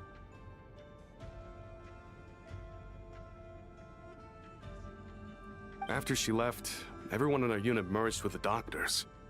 He's similarly indifferent to the world, except when it comes to the moons. He seems to have big plans for them. Right now, so to steal them. The 3 moons is his #1 priority. He even said if he can only get his hands on 2 of them, he'll create a 3rd one himself. A power move, if I've ever heard one. How would he create an artificial moon marrow? Maybe the knowledge he gained from the Hyperborean phantoms has something to do with it.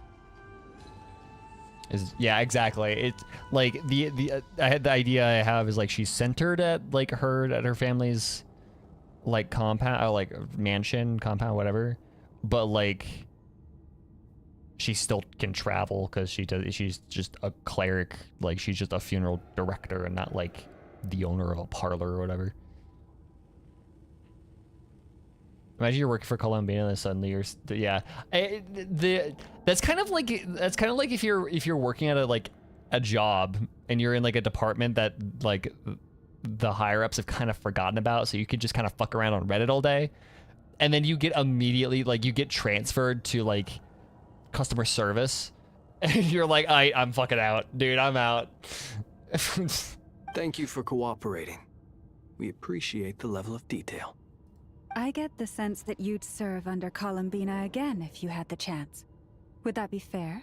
I mean, it sounds like a cushy job. You're getting paid to do just jack shit. No, she's no longer a Harbinger. As a member of the Fatui, my loyalty will always belong to the Tsaritsa. Girly Pop got excommunicated. I'm only telling you all this because I don't completely trust the Doctor. His actions do not align with the goals that first brought us to Nodcry. I understand. We'll do everything within our power to stop him. The Knaves unit is based at the Kuvaki Experimental Design Bureau. Maybe you can seek refuge with them. Now that is an upgrade. Going from the Doctor to Arlecchino. That is one hell of an upgrade. I'm gonna be straight up.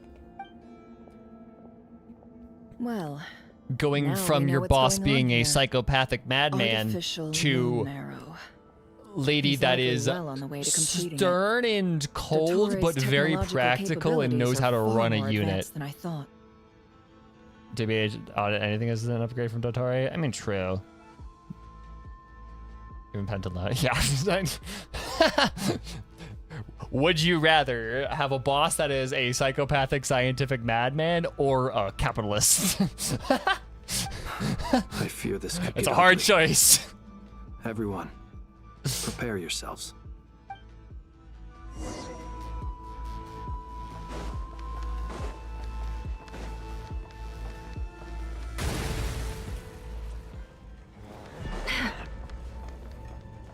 This is making me think. This is like reminding me I need to play Signalis. Be silent. You leave this place.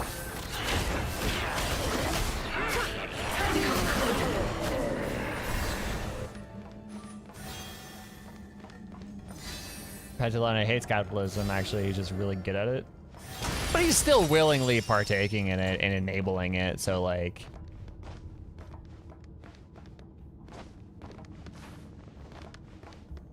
It's the fact that he's willingly enabling it, because like, okay, no ethical consumption under capitalism, but like, we don't have much of a choice, so we have to kind of do what, you know, that's the system we're stuck in. But there is a difference between being stuck in the system and actively enabling it. The mystery unravels. The long sleep beckons. Probably like holds. Whoa! Bombs away! It all adds up. Time to go clean.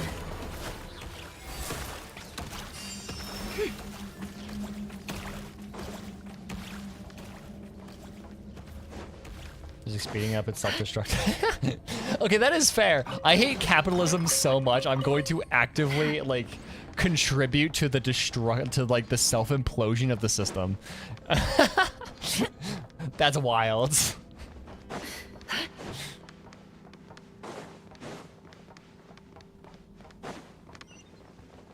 I am so anti-capitalist. I'm gonna wrap right back around to being extra capitalist, so I can like contribute to the system so it eats itself. Like, hi you. Welcome one and all. You're gonna turn this into a fucking. I've been expecting you. I hope my humble research facility is to your liking. You sly dog, you caught me monologuing. Dude, where's Chevrus when you need her? Like, dude, just shoot him. We need a gun to shoot the man, because he is about to start monologuing. Yeah, we really appreciated fighting our way in through a horde of monsters. The gall. You expect us to believe you've just been patiently waiting for us? Mr. Henderson. Of course I've I been have. expecting you. Should I be worried about something? Everything seems to be going quite smoothly so far, and you've shown up right on schedule. Dude, can you just make the reveal that you're like not a super genius and that you have like Elio on your side and he's like handing you the script or some shit? First Sandrone and Arlecchino, now you. Ah, quite a surfeit of guests I've had today. Dude, if Nicole was evil, she would get the most like uber villain monologue ever, and we would get the biggest fucking lore dumps out of it. If you were looking for them, I should probably mention that Arlecchino disappeared as soon as she entered the facility. As for Sandrone, Why, she stood right here only moments ago demanding answers from me at the top of her voice. That tracks. She is all bark, very little bite. Hardly out of character. She never was one for basic courtesy. But I have to admit, I was a little surprised to see her showing concern for someone besides herself. I mean, okay. Are you saying that because she's rude, or are you saying that because she's rude specifically to you? Does everyone you associate with undergo such a change in temperament? Speaking as a researcher, I have to say, it is not a change for the better. It threatens one's ability to remain objective. The Doctor's honestly one of the most pretentious motherfuckers I know. Yeah, I know. It's... Dotori doesn't even know she's gay. Dude, Dotori got, like... Dotori don't got no time for having a gaydar. Well, since you ask... Yeah. So you've got your hands on the moon marrow, and now you're claiming godhood. Don't you think that's a bit of a stretch, Dottore? I must protest what you are insinuating with that phrase, claiming godhood. I am not claiming anything. I am stating a fact. You're a researcher. I'm sure you appreciate the distinction between the two.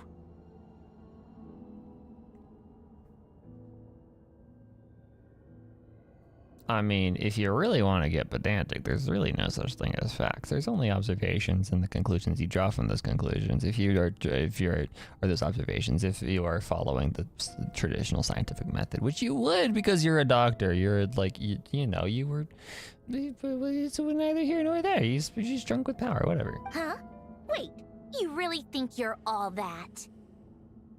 You'll excuse me if I'm not being a polite little lady for you. We're colleagues. We both know what kind of person you are. By the same token, I knew you'd respond along those lines. I have a philosophy of science exam in a week. Hey, Hilo, this is a great time for studying. You can you could use your philosophy of science class to poke all of the holes in Dottori's science, quote unquote. There you go. It's great. You and I both understand that facts speak louder than words. To that end, I've had my people send you a small gift. It should go some way toward helping you understand my present position. What gift? Where have all your troops gone? Who knows? Perhaps they are already marching toward a new world, following in the footsteps of an unknown god.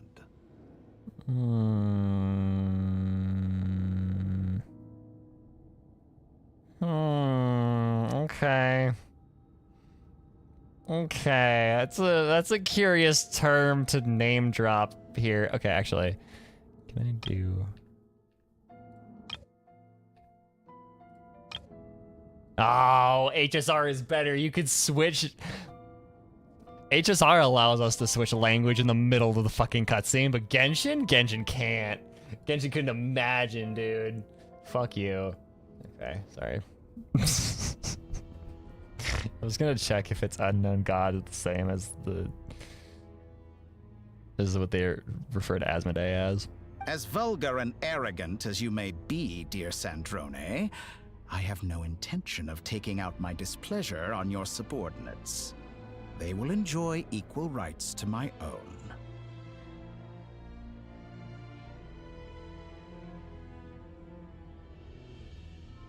She looks so unenthused. Sandrone is like, dude, what the fuck?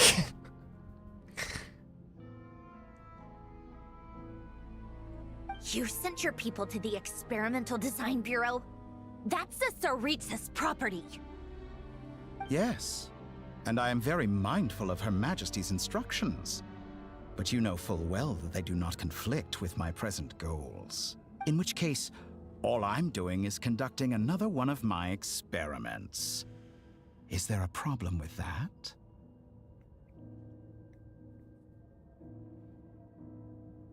I love Dotori's design. Dotori's design is great.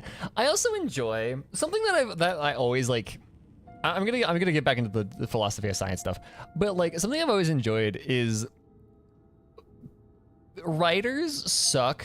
Or okay, it's very uncommon to have a character that is an unethical mad scientist that is actually a scientist, because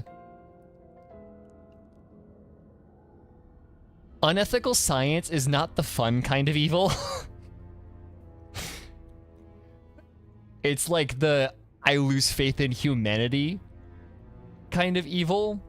And so, if you pay attention, a vast majority of the mad scientist type characters that you will come across are not actually doing traditional science.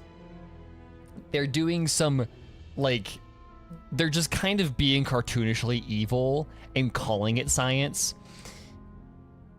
Because actual unethical science is fucking terrible. It's just, like, once you start paying attention to it, it's something that you can't really ignore. Now then, you have a judgment call to make. Am I simply lying to stall you? Or is it possible that every word I am saying is the truth? In which case, your subordinates really are in danger.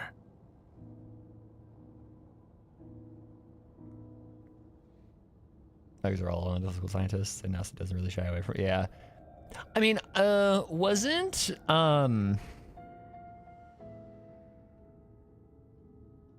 think the closest they've gotten to, like, Hoyo at least has gotten to actual proper unethical scientist was, my name is blanking, his name is blanking, the guy obsessed with Kiana. HI3. Otto, that's his name. Thank you.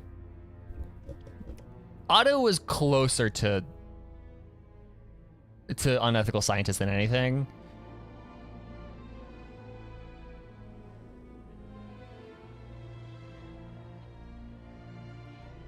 Because, like, yeah, he was actually, like, doing, like, science more accurately to what science actually is. So now you've turned on fellow Fatui soldiers. You're completely insane. Yes, I know it's not technically Kiana, it's Callan, but, like, for all intents and purposes, you know what I mean.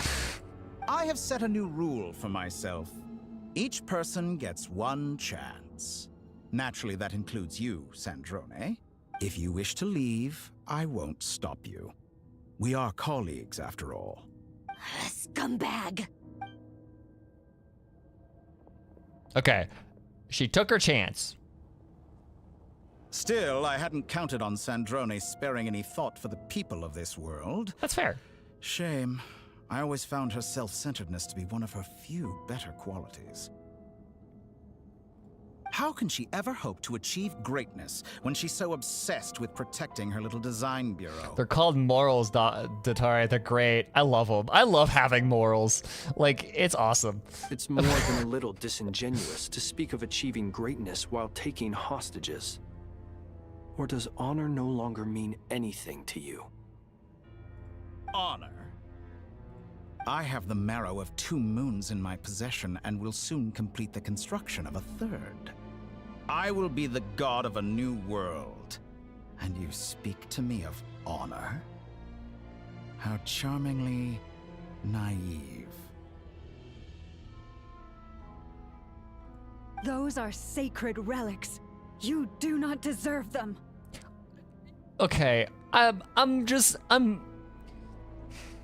there is a point where you guys, okay, I know you guys are the good guys, and you all have, like, different viewpoints on why Dotori's in the wrong, but like, you've got to learn to pick your battles. This man ain't gonna listen to anything you say. He is on a cloud fucking 9. His ego is like in the next imaginary tree over. It's so tall. Like, in my view, many in this world do not deserve. You ain't gonna to be talk alive. about a shit. Just shoot him, stab him, do something. I don't know. Do I not? You'll come to regret your actions. Thank you, Ether. Fucking fight. Just stab him. Will I now? Let's see if you can make me.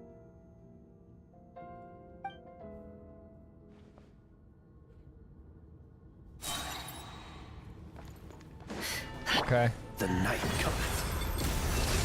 Be silent. Can't hide the truth. Target acquired. Let's see tomato. For the everlasting forest. Get iframed, fucker. No more lies. Oh, he's doing... He is aura farming so hard, dude. Okay, this is sick. My man just be aura farming. Whoa. What is this? You won't feel a thing. That's an FF14 ass mechanic there. Holy shit. Hi, Arlecchino. Thanks for the assistance. Arlecchino. They see you as an ally. Yeah, we do. What a farce. You're clearly here to destroy my research, not me. I say your research is more valuable. I forget how to play Arla. Am I wrong? Your actions betray your fear of me. We pray. It all adds up. The floating devices to attack. Oh, I see. Ooh, Nefer is low. The mystery unravels. It's something that that happens occasionally in certain story moments. Is this all it takes to tie? Occasionally, the game gives you 5 teammates. Once upon a time, there actually used to be a bug in the game that would give you 5 teammates, like permanently. You won't feel a thing. This is where Good iframe, loser. Okay. can't hide the truth. It all falls into place. You coalesce. Water jet!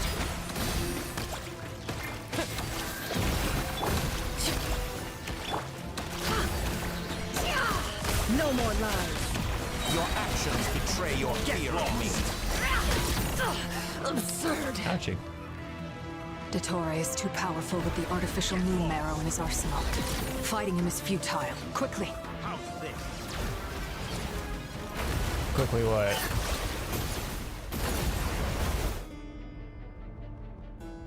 Let's go. I've always thought it is wiser to flee than surrender.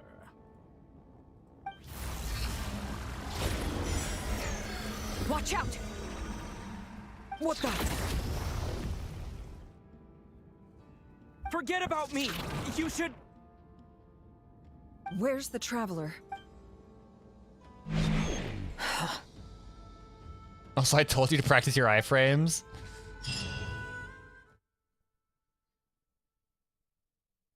I've been playing enough League. My reactions are decent. Oh, I failed it? Oh. Oh, rip. You just warped. my man wrong warped the other side of the game. Yeah, I didn't realize I was watching games that quick. Nausea Town? How did I get here? Strange. I remember Should have dodged being the box. trapped by Ah, Dottore got it. during the battle. And now all of a sudden, I'm here. Get wrong warped, fucker. Something weird is going on. I guess I'll start by exploring the area. Huh? Traveler? What brings you here at this hour? Huh? What are you in the mood for today? A hot dog? Or something else? We've got some special discounts at the moment. Why are you from Boston? What the fuck? Doc said factory reset. My man seriously just went fucking, may you do heaven.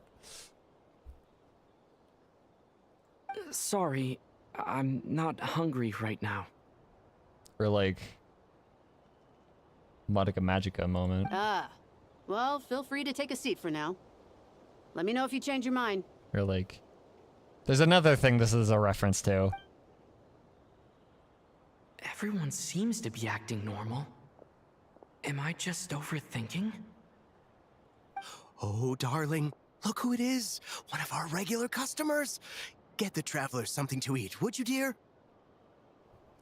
This also feels like that one part of Life is Strange where Chloe changes the timeline so much that she becomes one of the popular kids. Or, sorry, not Chloe, Max. If that's a reference anybody here gets. It's like chapter 4, almost, I think, or something, where like Max changes the timeline to where she's like part of the popular kids. Wait, why is he talking like that? Well, I'd love to, but can't serve a customer unless they order something. Anyway, I take it your business is wrapped up? Yes, thankfully. It was a long trip, and it's left me feeling pretty exhausted. But the upshot is, I won't have to leave again for a good while. Like, that's the kind of time fuckery that we've got going on right here. It's like, we're conscious of everything that's happened beforehand, but like, something's off. Wait, these two are a couple? I see some kids around too. I didn't know they had a family. Hey there! I haven't seen you in ages! What's keeping you so busy? I've been looking forward to playing with you again.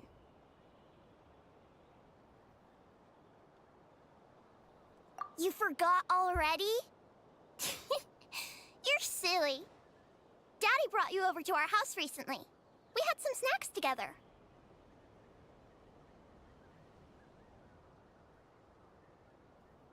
What is she talking about? I feel like there's another thing that this I can make a reference out of, but I don't know. We've had a lot of customers over the last few days, so we've been real busy. And like my mom always says, some people are more than just customers. They're friends. I like the lack of music here. It's very eerie.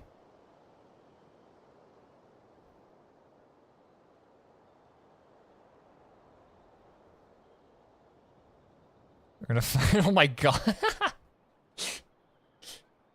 The fucking euthanasia subplot. Oh my god. Oh, another customer's arrived. I better go see what they want. This is all wrong. I never once heard the owner of this restaurant talk about their family. It certainly isn't a family-run business. And that child? I don't recognize her at all. Alternate timeline is I know, but like... Could this be a false memory? I don't know. This is giving me very specific vibes. I'm trying Very to get my tongue. Okay, hello. I knew you had it in you. Holy shit! Exclamation Aren't you going mark. to try the house special? When did he show up? No. None of this is real.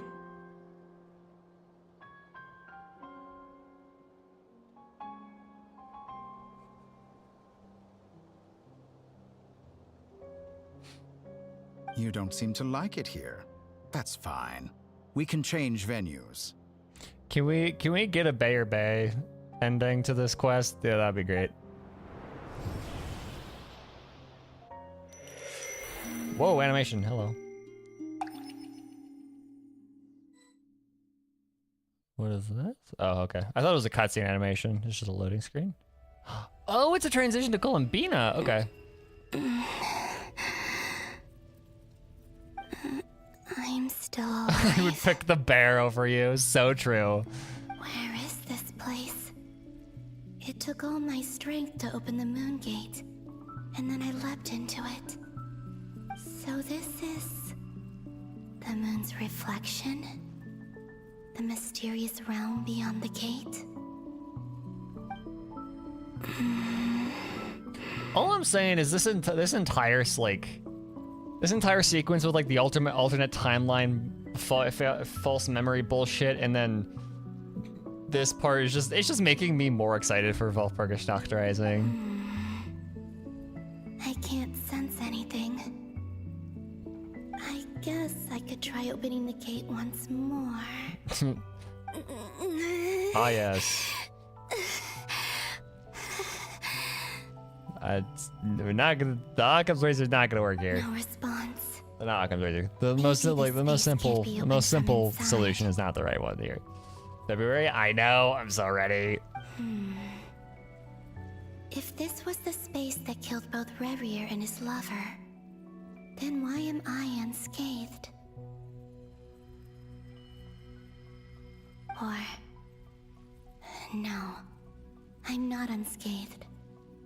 Even the air here feels frozen in place. There is nothing here with which I can restore my power. Unfortunately, I've never actually seen Stranger Things, so that is a line of reference that I will not understand. Here's the missing punk situationship here.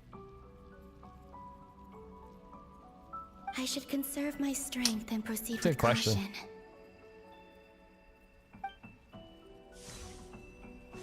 I don't believe Dotori's scheming will stop just because I escaped.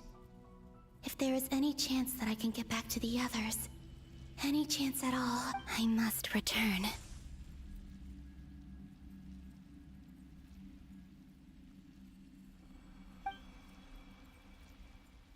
Emptiness.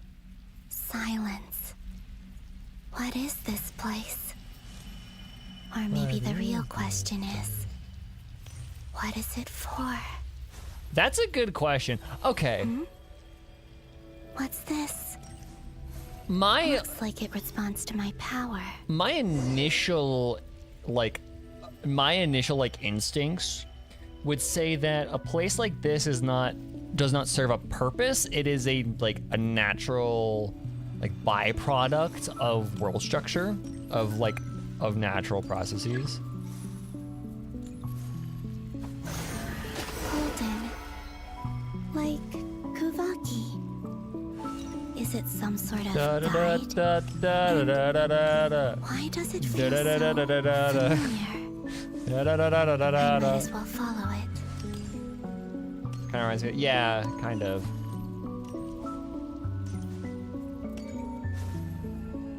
Where does this lead? Could it be the exit?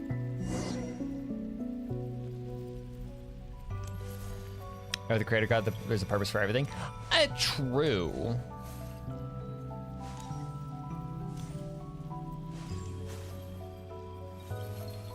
That's a good point. But I'm also kind of thinking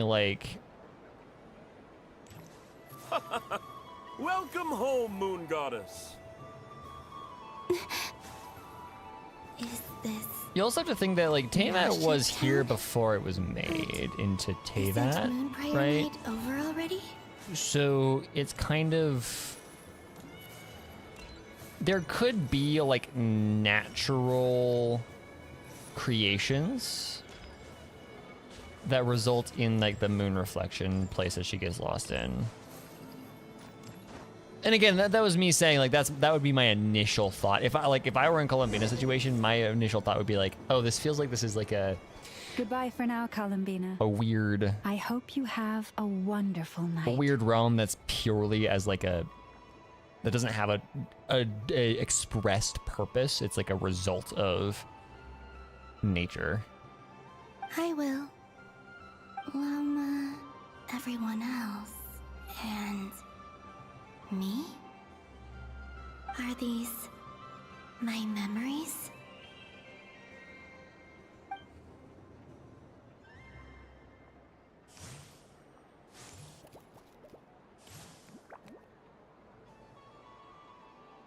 I swear if this just fucking turns into the moon.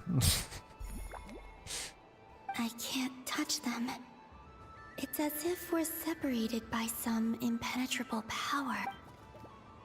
we gotta hop through her memories to Over here! Over here! far enough backwards we can change reality or whatever. I know that's not what To the Moon was, but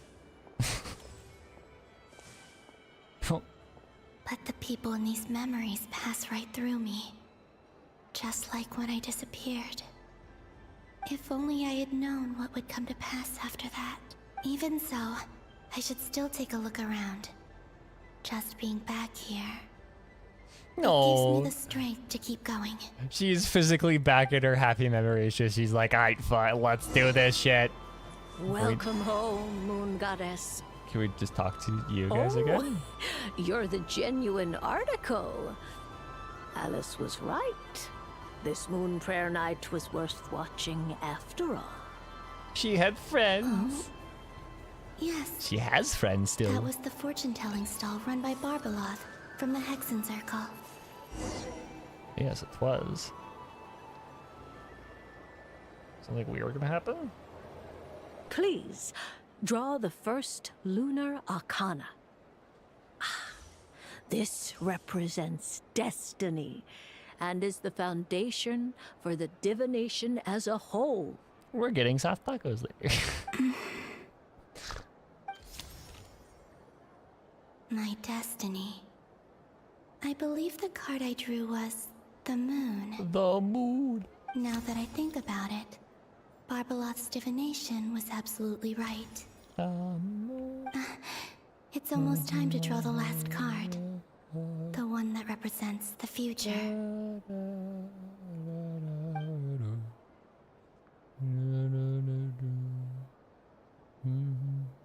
That was the card that popped out on its own.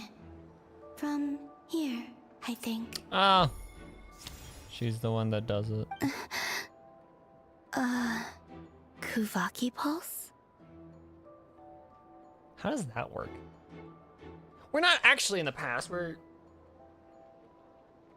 what the fuck?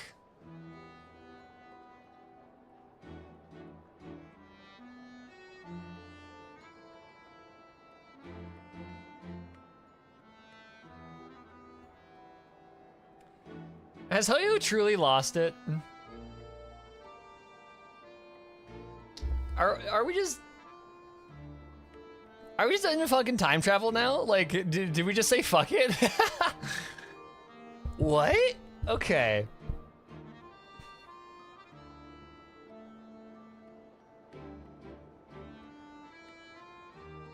We're in a bootstrap paradox? That's kind of what that's what I'm thinking, is like, what else would it be?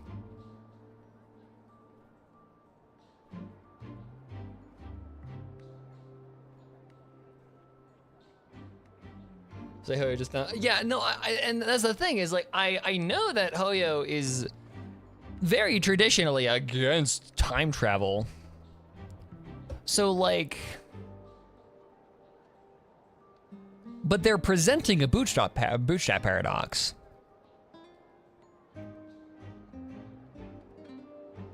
So like, if it's not time travel, then how is there a bootstrap paradox? Like,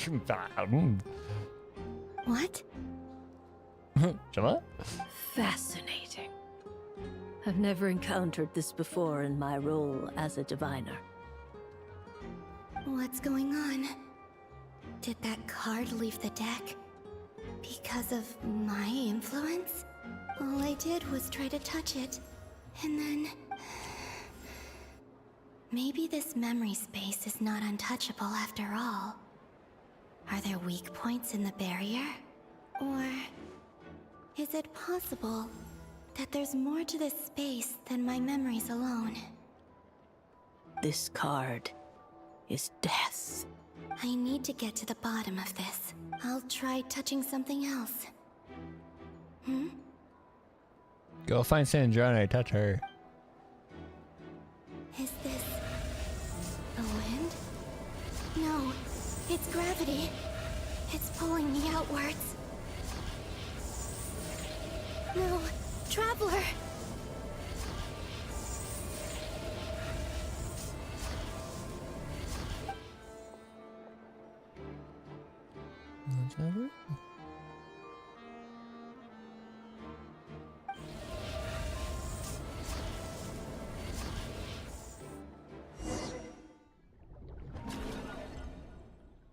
Okay.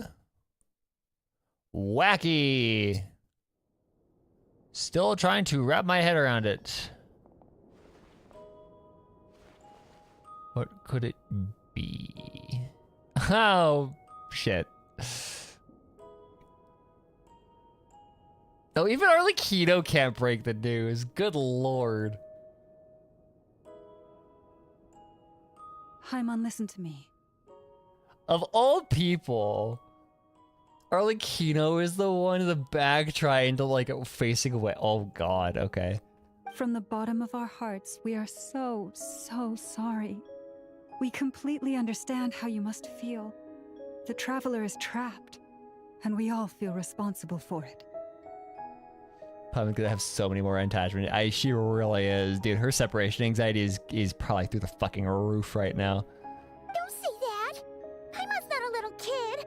You didn't leave him behind on purpose! There was nothing you could do! But... He's all alone in there! What if something happens to him? What are we gonna do then? We've barely spent any time apart since we met. Is he gonna... die? Dude, we're just gonna broach that subject? Like, okay. Genshin talking about death, and it's the main character.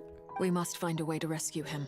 We were all involved in the operation where he was captured, and we do not abandon our comrades. That being said, it won't be easy. Through conversation with the others on our return, we've arrived at a basic idea of what we're up against. Dottore's lab has clearly been in operation for a lot longer than we realized. We found many monster samples stored there. In all likelihood, they were materials he used to research his latest technology. Oh, that makes sense why their Vishap's there then, because he's researching the original life of the world, so he can. Yeah, okay, that actually makes a lot of sense. That makes a lot of sense. We also know that through his contact with the phantoms of Hyperborea, he gained knowledge about the moons and certain Hyperborean technologies. Using this knowledge, he then fashioned an artificial moon marrow to serve as a replacement for the frost moon beyond the sky. Unlike Columbina, Dottore is not being rejected by Teyvat. And even with 2 of the 3 moon marrows, his power far exceeds all of ours combined. Once his 3rd moon marrow is complete, Dottore will have completely seized the authority of the 3 moons. Teyvat's most primordial powers will then be in his grasp. Hey,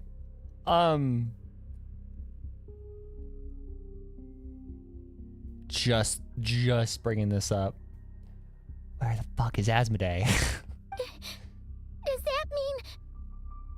I feel like Asmodee would have at least something to say about this. I'm afraid so. No one could have predicted this level of insanity. Not even from Dottore. And unfortunately, his insanity is coupled with an intellect and ambition that not even his peers in the Fatui can match.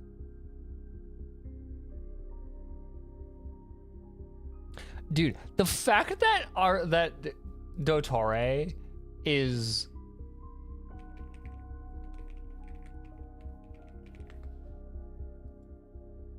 The fact that Dottore is goddamn number 2, that Capitano was technically higher than him, is wild.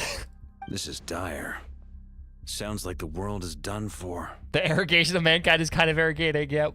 The 3 moons' authority can influence the very fabric of time and space. This give me Sonic 06 flashbacks? No way. What a monster like him would do with that kind of power. Ah yes, the game where Sonic the Hedgehog kisses a real human woman. The trouble's already begun, I'm afraid. On our way back, we discovered that part of Nodcry is being enveloped by an unknown Oh energy. yeah, the fucking We cannot the hollows. ascertain what is happening inside. The hollows we saw in the trailer. I'm convinced this is Dottoro's doing. Not that there's any way to prove it. The issue is, we have no idea what his intentions He are. told us. He said he just wants to become a god. Like, for most people, becoming a god is like the goal. The only thing more frustrating than facing down evil is knowing that it will surely come, but not knowing when. The doctor is guilty of numerous crimes at Mondstadt as well. One of our knights, well, former knights, his father was murdered by Dottore.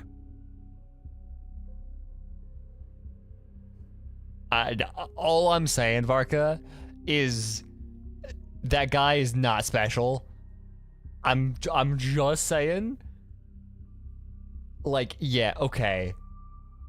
It was Crepus, but like, all I'm saying is that's not a unique case. There's probably so many people that have died from Dottore's hands.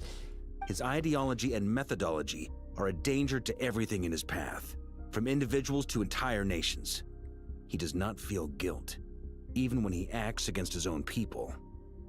He doesn't see them as his own people, that's why. People like him see everyone else as beneath them. Right. He views other people only in terms of how they can benefit him. That's the basis of all his social connections. Streamer once again shows no. I'm just being practical here, right? Yeah, I get it that you are trying to appeal to the pathos of the situation, but you just gotta admit that saying, yes, I knew a guy whose father was killed by this man is kind of stretching it. Like, okay, maybe that means you have like personal involvement in it, but that's not saying like he needs to be stopped any more than before, because he's also killed like legions of other people. Granted, he's hardly the only harbinger to pursue their own interests. We all do, and Her Majesty is gracious enough to permit it.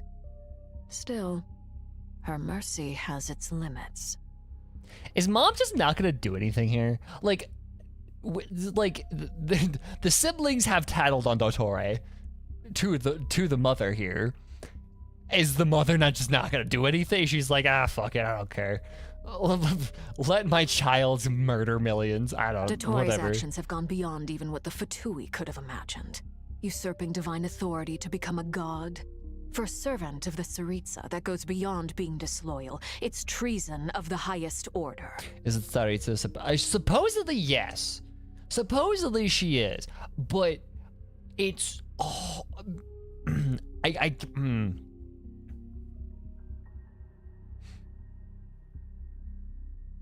Supposedly, she would be more powerful. However, to what extent that is a bluff or not, I'm not sure. Because you have to keep in mind that, yeah, the Tsaritsa has a very hands-off approach, a very gentle parenting approach to getting what she wants out of her harbingers. We know that Archons can fuck up harbingers big time. Like, A had no issues just completely cutting Rosalind in half, but like, to what extent that scales. And you also have to keep in mind that that A is probably the most martially competent of the Archons, and the most like physically powerful of the Archons, or at least one of. So it's very unclear. To be fair, Rosalind's like, yeah, no, and then that's the point I'm making is, yes, we know that Archons have power above, very far above, or that they can have powers very far above the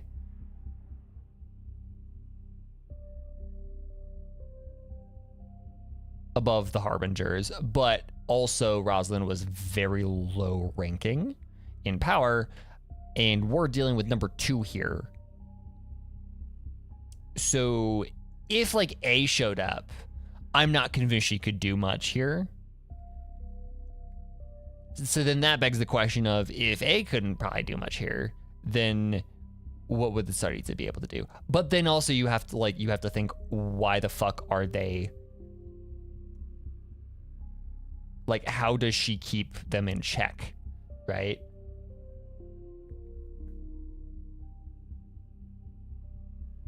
Unless the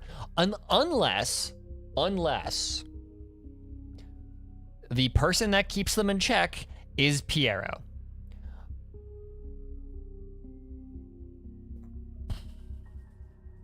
Because I still don't believe that Piero is a ranked harbinger. I am going to die on that fucking hill. We can't expect him to heed the Tsaritsa's will once he gains the Three Moons' authority. Even we harbingers consider him the most self-interested among us. I don't really know what Piero's role is. It's unclear. Even Genshin lore nerds aren't really fully understanding of what his role is. So he's listed as the director of the Harbingers, but it's also unclear if he is a Harbinger himself, if he's ranked, or if he's just purely an external power. Like if I pull up, hold on.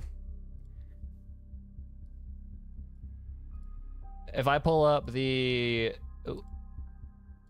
page for the Fatui Harbingers, you have the ranked Fatui Harbingers: Capitana, Dottore, Columbina, Arlecchino, Pulcinella. You got all of them. You've got this, number 10 is unknown. And then you have where Scaramouche was, but now it's vacant. So you have 2 vacant slots. One was Scaramouche. One is someone we don't know. Then you have the director, which is Piero, the jester. This guy has a lot going for him.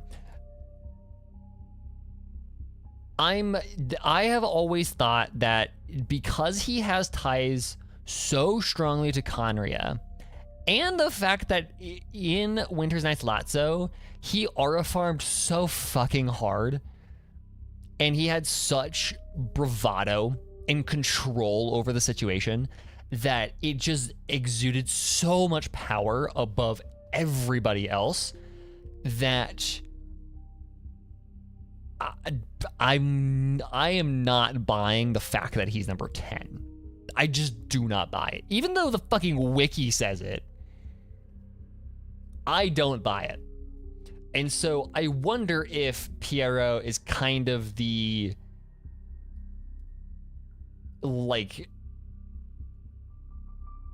internal relations, yeah. Poor Traveler. Of all the people to get caught by... We have to go save him right now. Please, we gotta find a way. The wiki is hearsay at best. Not really. Some of the notes are saying that, but also the wiki is upkept by some really good fucking wiki keepers. So, Paimon, I promise you, we are with you all the way. The mysterious big guy, kind of. Okay. Have you seen A Winter's Night's Lazzo, Hilo?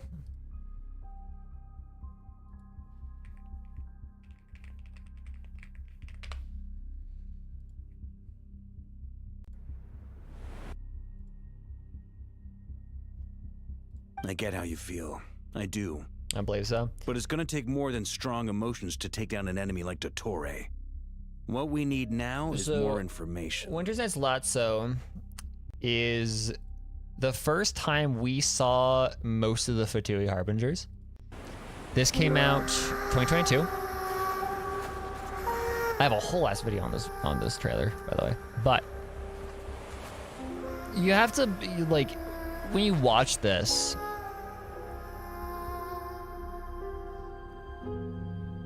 that's Piero. The sages think themselves to be all-knowing, but we alone are wise to the virtue in those acts of folly. This man just has so much aura. Even a single pawn may be spared. Yeah. Because on this chessboard, checkmate is not where the game ends. So we get introduced to all of the people bickering at each other. After conquering the divine gaze, he will make his next move. But then, after they've all bickered at each other, Dottore shows up, or Piero's just... He just shows up and says, "Shut the fuck up," is what that translates to. Right now, you have no captive audience. Let every worthy sacrifice be carved in ice. With this nation, endure for all time. In the name of Her Majesty the Tsaritsa, we will seize authority from the gods. But also, part of me is wondering if this whole moon marrow thing is actually authorized by the Tsaritsa. We can't even guarantee he's still at his research center. Because before you have we to can note think about mounting a rescue operation. that we need to line, confirm wrapping the back traveler's around to that location. line, after 3 years, Piero says, "We will seize authority from the gods, not the Archons." Something that I've been saying since the very start of this game is that gods and Archons are a squares and rectangle situation. All Archons are gods, but not all gods are Archons. With the Moon Marrow bullshit, we are learning that there is authorities that are not Gnosises. The Shades are included. Boreas is a god. There's Ajdaha is a god. There's a lot of gods that are not Archons, because god is a very, very, very nebulous term for powerful thing, powerful being. And he probably meant the Shades and Heavenly Principles. I don't think it stops there. I think the Moon Marrows, the Moon Goddesses, could count in that. Like, they technically fall under that because they have authority over the moons. The term authority was used by Arlecchino up here. Where is it?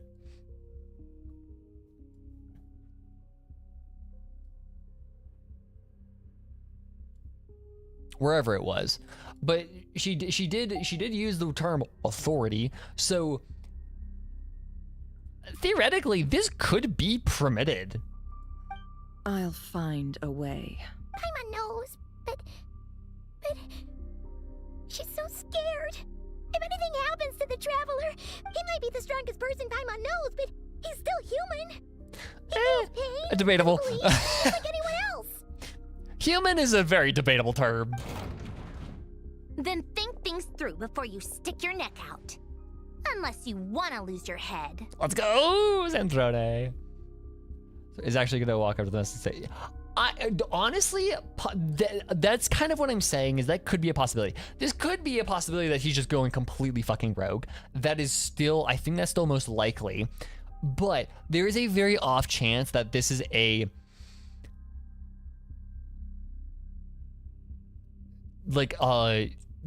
very personal mission assigned to him by the Tsaritsa that nobody else knew about, to seize the authority from the moons.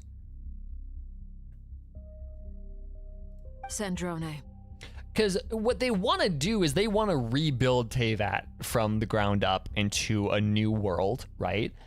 And I feel like what they're trying to, what they need to do in order to do that is to obtain every authority over Teyvat, so they pretty much grant themselves admin access, right? Like they're pretty much piecing together admin privileges, and so the moons would be included in that. Miss Androne, you're okay? Put the stuff over there, and be gentle with it. Am I okay? As you can see, I've had to move my whole livelihood She's out just of the fucking experimental moving into the design curatorium. bureau. It was great. It's been swallowed up by Dottore's energy field. If I'd left it any longer, They're gonna I Tower of probably Babel would this have gotten shit. stuck That's not unlikely. Ugh, Dottore always goes a little I mean, loco when he assuming finds a the shiny new god toy. wakes up to that do he'd the Tower ever of Babel admit thing. But this time, he's gone full psycho. Because, okay, You cannot have a story about like the destruction that comes from the hubris of man without having the thing that causes the destruction. Right now, Asmodee is MIA completely. Like, who the fuck knows where she is? She's the only person that really could do the thing that God does to the Tower of Babel. Like, just go ahead and cry already. Sorry. Paimon's not trying to make it seem. It's just, she can't. Oh, Paimon. Let it all out. There's no shame in it. When you're overwhelmed by fear and despair, poor Paimon. Crying can help get it out of your system. I mean, to be fair, you'll feel better for it. 5 years is a fucking long ass time. Okay then, while the baby of the group is having a moment, how Shut about the fuck up, grown-ups Saturday. get to work? Give me your hand.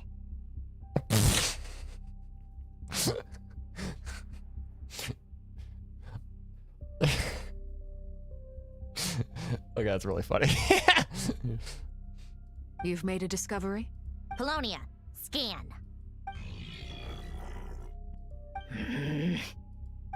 You, hand, now. Oh, I thought you'd never ask, my lady. This is not the time to flirt with a lesbian. Okay. Curses! You're next. Then you. Take part in the battle against the Toray? Okay. Dottore, you son of a... He's done something to us. Everyone who entered his research center has been implanted with some sort of curse. I don't feel anything unusual at the moment. Does that mean it hasn't activated yet? Is there a way to figure out its purpose and what might trigger it? Flint's is cheeky as fuck. I mean, okay, to be fair, that feels like any queer friend group of just everybody flirting with each other, even if they're like completely incongruent from the other person's sexuality. Like, that just sounds right. My best guess is Dottore created it using the moon goddess's powers. 1 second, analyzing. Ugh! That friggin' maniac! So, what twisted game is he playing this time? The moment I analyzed the energy composition, some encrypted text appeared in my mind's eye. And when I deciphered it according to the Fatui standard encryption protocol, I got the following message. Feel free to run, or you will perish in nod cry. Dude, my man is just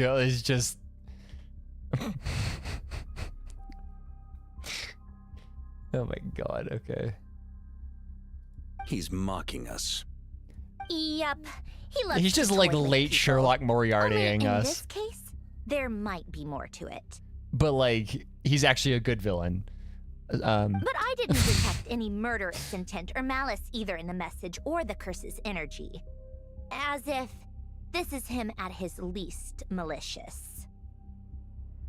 Or perhaps all people are cowards in his eyes. Maybe he thinks the threat alone will be effective. I wouldn't be surprised if there is a payload, if there's a bigger payload. If it's like dormant right now. What a despicable person. And he has the Traveler in his grasp. If I may, as unhinged as Dottore may be, he has always exercised great patience with the objects of his interest. I remember a comment he made when we first arrived in Nodcry. He said, "This world is, on the whole, an exceedingly dull place. But at least there are a few intriguing features, such as the gods, or the Traveler." Oh, he mentioned us by name. I feel so appreciated. Presumably, they interest him because they're unknown quantities. He wants to understand as much as he can about them. Agreed. The Traveler is Tevat's fourth descender. All Harbingers are aware of this. Since Dottore took such pains to capture the Traveler, he is unlikely to kill him right away. Do we have an age for Dottore? I don't believe we have a hard age. I mean, we don't have a hard age for fucking anybody in this game, but like... Dottore has... I don't believe he has a hard age. 500 plus. Was he before Catapult? Yeah, he might have been. Okay. But we still have to do that rescue operation. Yes, he was. Yep. Of course. I also think we need to read between the lines with Dottoro's message.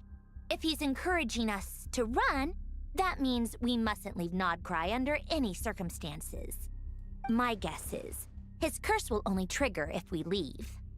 He was already Fatui before Hack got. Yeah, true.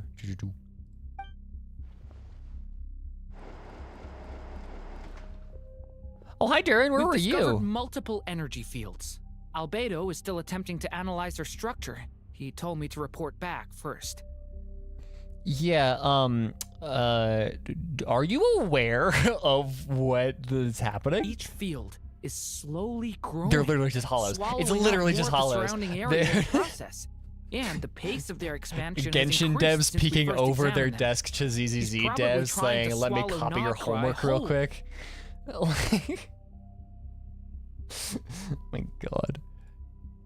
His nefarious ambition knows no bounds.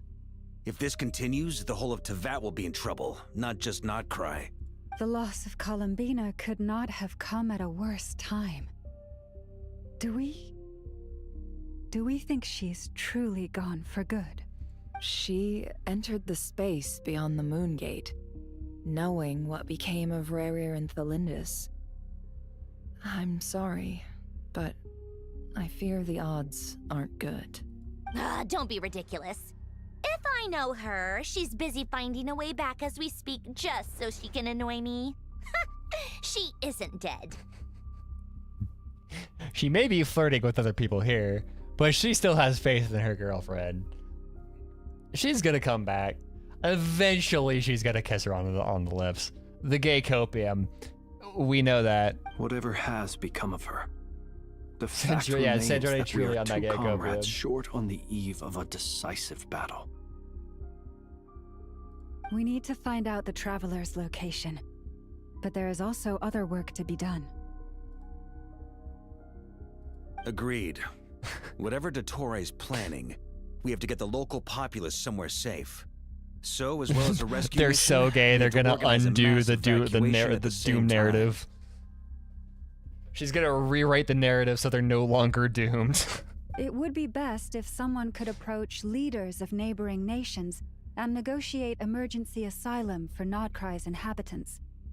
Can anyone handle that? I mean, Arlecchino has particular relations with Snezhnaya is someone one else. option. I'll Oh, see we're what I can neighboring do. Snezhnaya. Are we technically neighboring Fontaine? No, not like directly, but we're close. This would be so much easier if the Traveler was here. No! Stop thinking like that, Paimon. Paimon will join you. She's pretty well connected thanks to the Traveler. Maybe it'll come in handy. Paimon has agency! Let's fucking go! Paimon is on her agency arc. Either way, that's what the Traveler would do if he was here. Let's go! What would Ether do? We're closer to Simrio. Yeah, because it's like a blank spot on the map between us and Fontaine. I would say, like, also a Fontaine is like on a mesa, so. Back here again. That gravitational force that pulled me back. Is this where it came from? When I saw that memory of Moon Prayer Night, I think I influenced reality. Was it just a coincidence? Are we about to explain how? Okay, I don't know if this is if this is where this is going, but I would find it really funny if we end up going into explanation of how gravity works in in Teyvat. Like, imagine we get into like the theoretical like we all of a sudden become like HI3 level, like talk about theoretical astrophysics. If only I could have sent the others some kind of warning on Moon Prayer Night. Maybe we could have stopped Dottore. I feel so heavy. I just think that would be really funny. Well, Even so. Because, okay, we're talking about... I have to keep moving forward. She says gravitational force. And she's saying it came from this place. So whatever this place is at least able to create gravity. So are we in a moon? Or is it the magical realm that creates gravity? Is it like, what's happening here? Or it mimics it? That's true. Back to emptiness and silence again. I should try and find my way back inside that memory. Yes, to be fair, relativistically, you can simulate gravity without it actually being gravity. Something spinning spaceship, something flat Earth accelerating upwards at 9.8 meters per second. The entrance from last time isn't showing up. What am I missing? And before it pulls out quantum physics, it'd be like gravitrons. Honestly, yeah.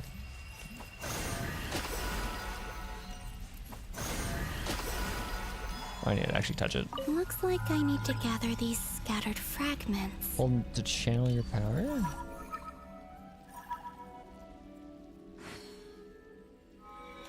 Oh, okay. You can grab two at a time? No, I can't. Rip.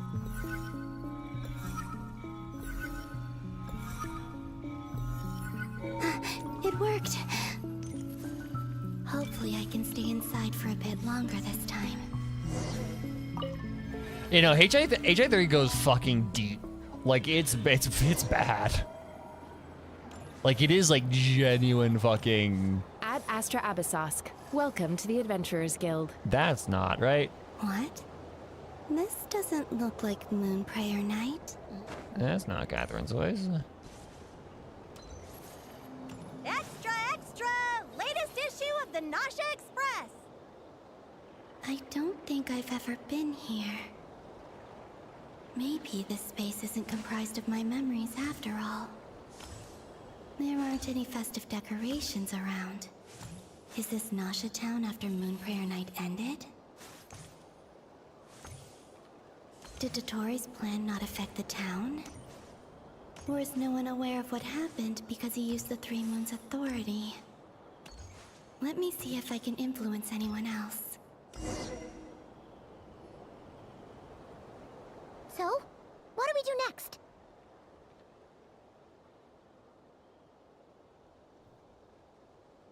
Wait, that voice. Paimon? Through the looking glass? Oh, yeah, no, I can see that. The most important thing right now is to find that I mean, mage. we are literally talking about mirrors here and like mirror worlds, so like... Not incorrect. Lauma the Traveler and Mr. Varga are here too. Okay, did this happen? I don't remember this. I'd better go pay the Fatui a visit. Traveler!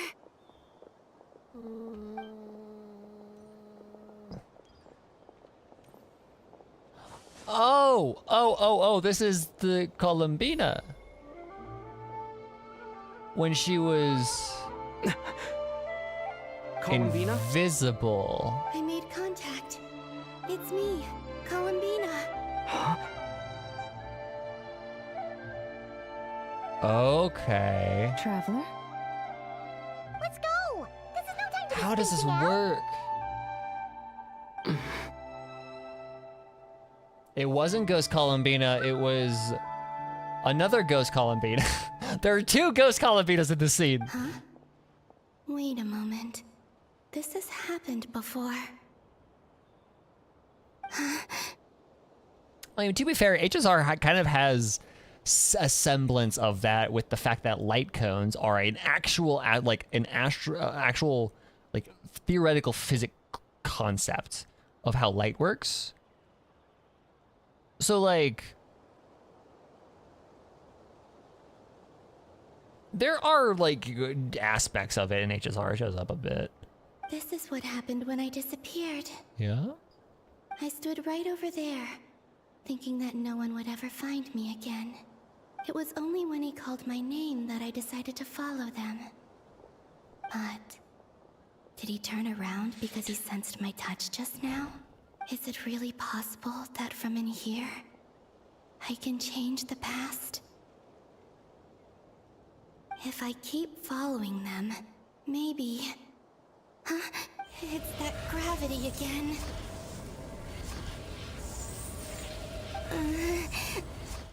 Yeah, change is a very strong word here. It's like either it's a complete coincidence or it is gently nudging the past.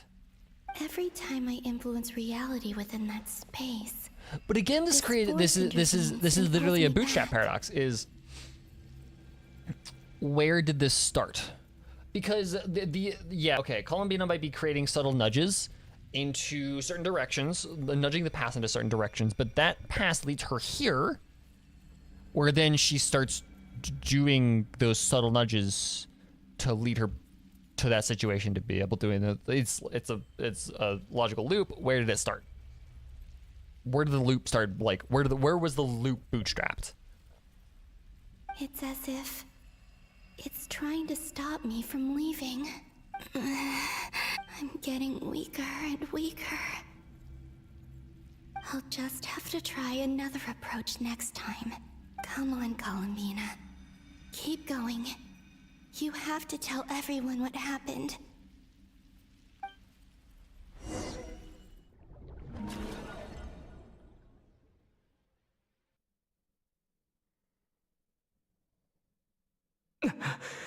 But the question is now did she actually change those things in the past? Or, time paradoxes are fucking weird. Suddenly, I've been plunged into darkness. Alone. It feels strange. Alone. As if something has grabbed hold of me. Alone. Is Ture now powerful enough to interfere with space itself? Oh god, that's terrifying. Look at you, standing so still in total silence. I almost didn't recognize you. Dude, what are you talking, dude?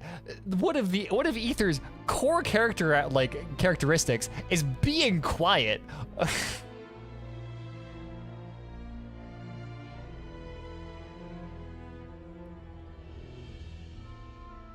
This is why I just accept bootstrap paradox as face value. Exactly, but like, I think the reason why I can't do that, Hilo, is because it's Hoyoverse. Hoyoverse doesn't do time travel.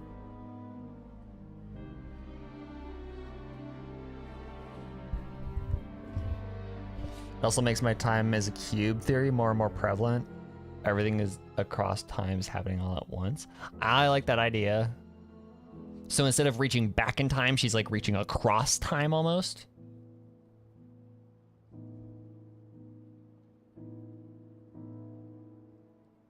All real experiences at age, sorry.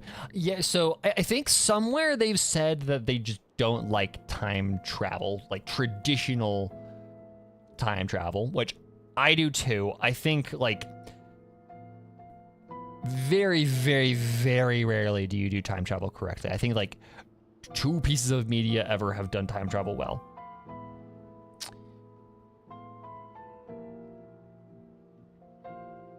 Ray Bates, yeah, exactly. Okay,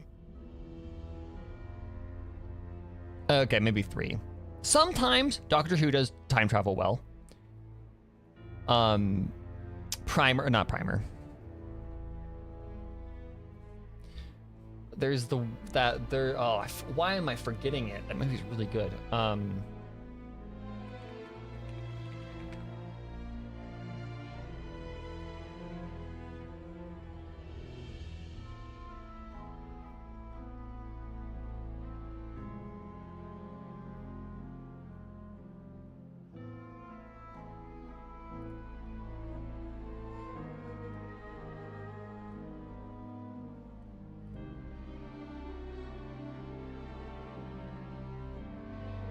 I'm gonna go insane.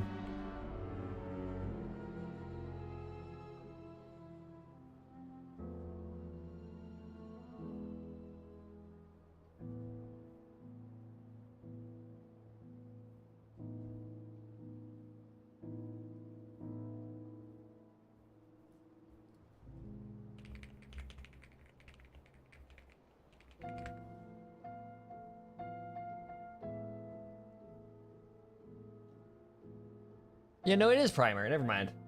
Yeah, so, yeah, Primer. Thing. No, I think the three pieces of media that I think does time travel the best is some Doctor Who, Primer, and this kind of counts, but BioShock Infinite. BioShock Infinite is more multiverse, but it's still kind of time travel. Sort of. It's not true. It gets more to multiverse travel, but like it still, yeah, counts, I think.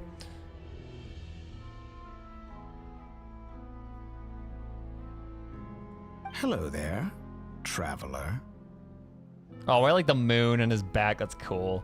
He seems to be in a good mood. Wait, what's that behind him? It's one of, yeah. It's the one with the box and the one that like you just don't fucking understand because it's so filled with scientific jargon. But like once you dig into it, it's just like right on the money. Ah, so you noticed. This is the completed Trilune. 2 primordial moon marrows and 1 artificial specimen. The fucking Infinity Stones. You are wary of it. Good. Maintain that reverence. You performed well in that recent battle. Brave and reckless as always. Courage is the sign of a true hero. And impulsiveness is the hallmark He wants of to be those who Sailor strive Moon. to He wants to become a advance. magical girl. I say this not to belittle you. Most creatures are far more timid by comparison. 3 moon marrows? Does that mean the artificial one is now complete too? Well spotted. What do you think? For a replica I built myself, I dare say... I don't like the looks fact that you can read our thoughts, or you are seemingly reading our thoughts. I'm waiting for him to become so powerful he breaks the fourth wall. Dottore, are you planting illusions in my mind?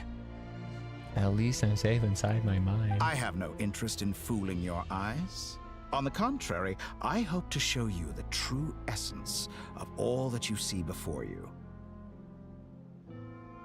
Or to stopping Dottore from creating 3 artificial moons and calling it a day. I think that's what his goal is. Well, okay, to be fair, he wasn't able to create the third artificial moon marrow without the power of the other 2. People can even leave their doors unlocked at night. You might say it is the Elysium everyone dreams of. Thonk.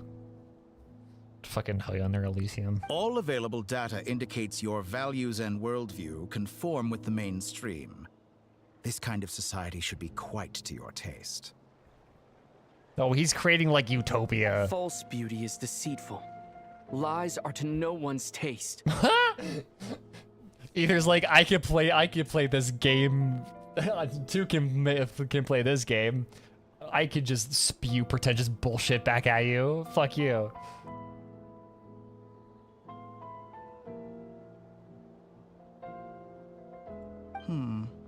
I wonder, is it your moral standards that are too high? Or your expectations of reality? I'll be honest here, Dottore. His moral standards are pretty fucking bog standard. Maybe he's like slightly more righteous than the average person, but he's still got like regular ass morals. Answer me this. If someone existed in a sweet dream from the moment they were born, a dream in which they never once felt pain, which do you think they would consider superior? The dream or the reality?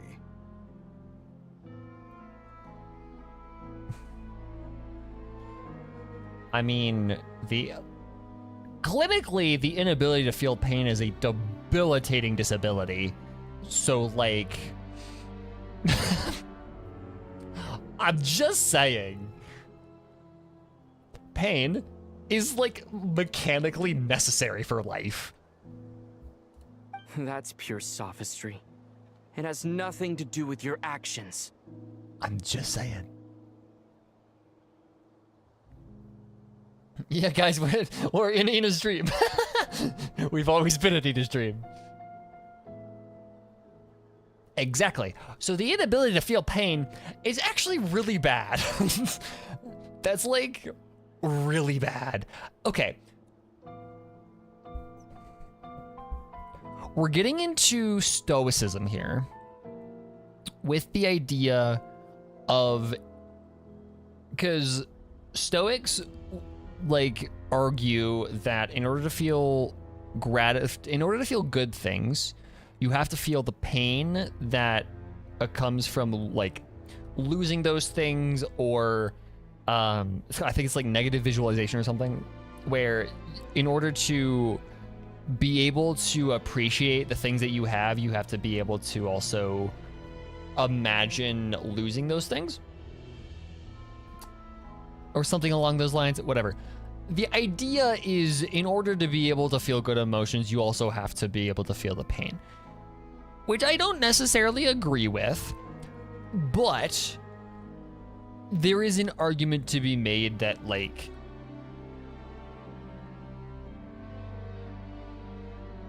there is value in pain that comes from the positive stuff, like whatever. You're getting into stoicism, and but like when you say, would you prefer being in a painless dream or a real life where there is pain? I'm not making that argument, because that argument is the part of philosophy majors.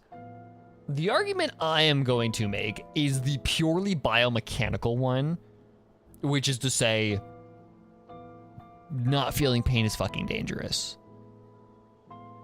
Like, it is dangerous, but also, you could also say that, like, if you're in a dream, then you can't really be a danger to yourself. So not being able to feel, like, physical pain is, like, fine. But then also, yeah, I don't know. As I suspected. You have yet to understand all of this for what it really is. Hey, this is literally a South Park clip. Thank you, Butters, for being the greatest philosopher of our time. What do you want from me? You sound impatient. Do you think the only reason I'm keeping you is because I want something from you? If it's not, then why haven't you killed me yet? No one can stop you if you're as powerful as a god. I'm delighted you recognize that fact. That's all he wants. He just wants people to call him a god.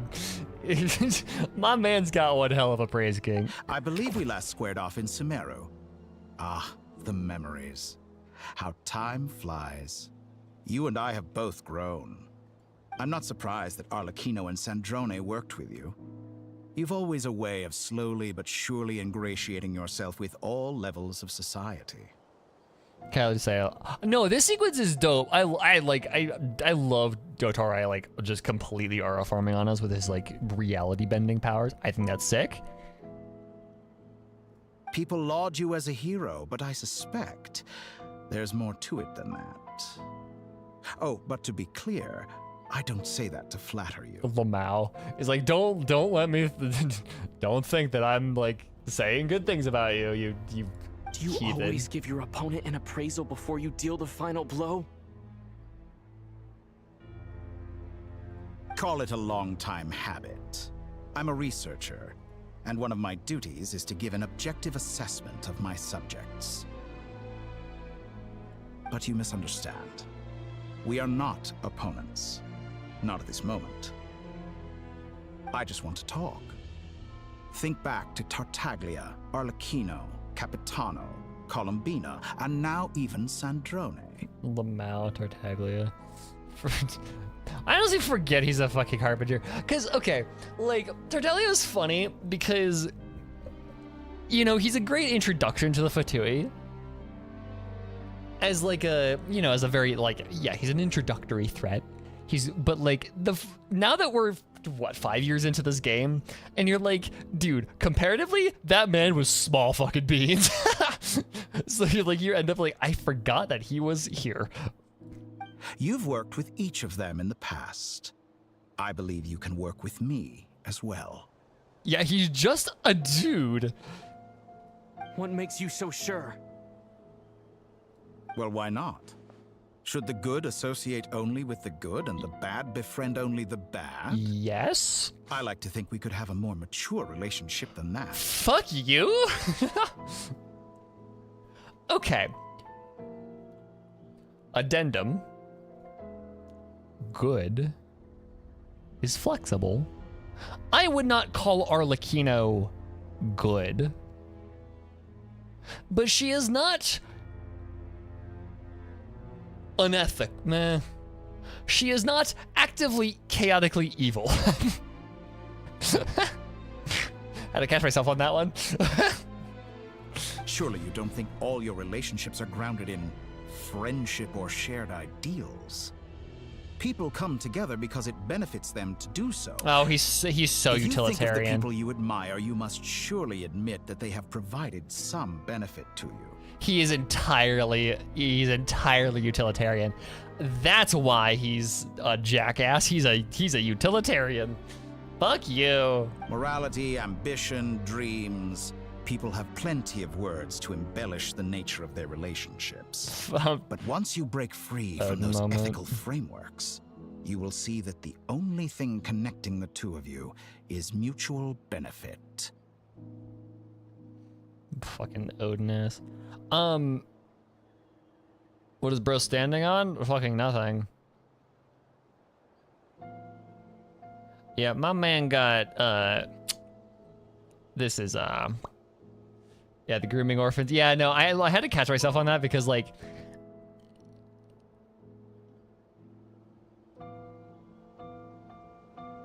because sometimes I forget that that's where the children of the House of the Hearth come from, because, like,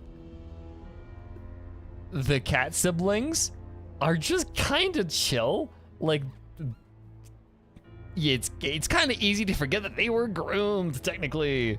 Like, eek. And then also, like, if you want to leave the House of the Hearth, you have to be gone of all your memories. But also, you have to think that Arlecchino isn't completely cruel.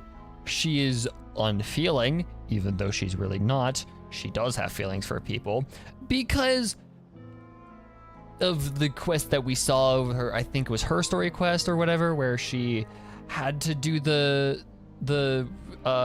bottle flames thing to the one guy from the House of the Hearth, but she also sets him off with like a really cushy job afterwards. Like, she cares for people, but she says she doesn't. But then she's also doing very unethical ways of running her entire operation, and her operation in and of itself is rather unethical. So, like, but this is also all to say that I do not mind associating with Arlecchino in a business sense, because she is not actively, like, murdering people or bringing about the end of the world. She is a rather useful, like, asset, a social asset. And that is what I'd like to talk to you about. But you also have to keep in mind that her grooming, like, remember the whack-ass lore drop that we had from Lynette, where she was being trafficked? I do not mind the grooming as long as she's useful. Hey, that is not what I said. When I enjoy the fact that you are continuing the long-standing tradition of misquoting shit I said. That has been something that is going on in this channel for a long-ass time. But B, I am not saying that. I am saying I'd rather associate with Arlecchino than I would the man that is trying to take over the world, right? Like, Arlecchino has a very twisted moral sense, but she has a reason for that twisted moral sense, and she is probably doing kids better. Is it ideal? No. But is it better? Yeah. Going from being actively trafficked to having something to do with their life, productive and safe. Like,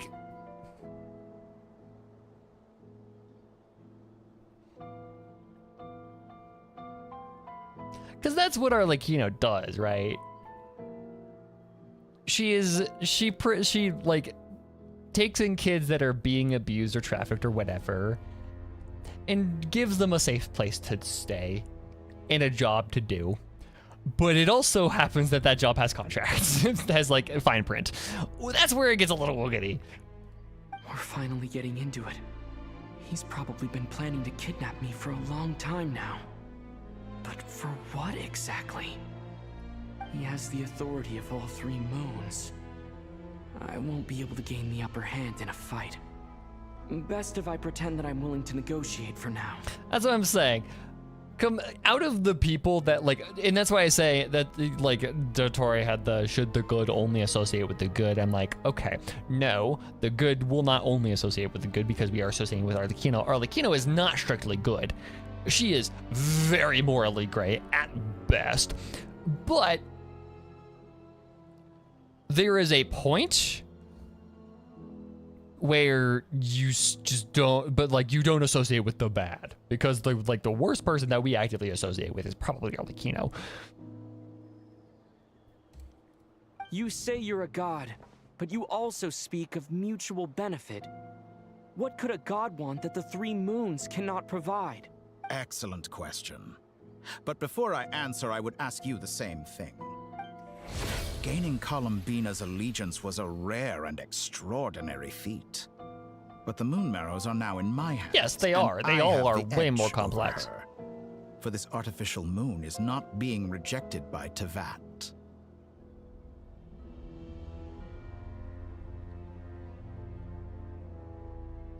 Her identity and lineage may have been a thing of glory in the old world, but they were also shackles that prevented her from ever integrating into Teyvat.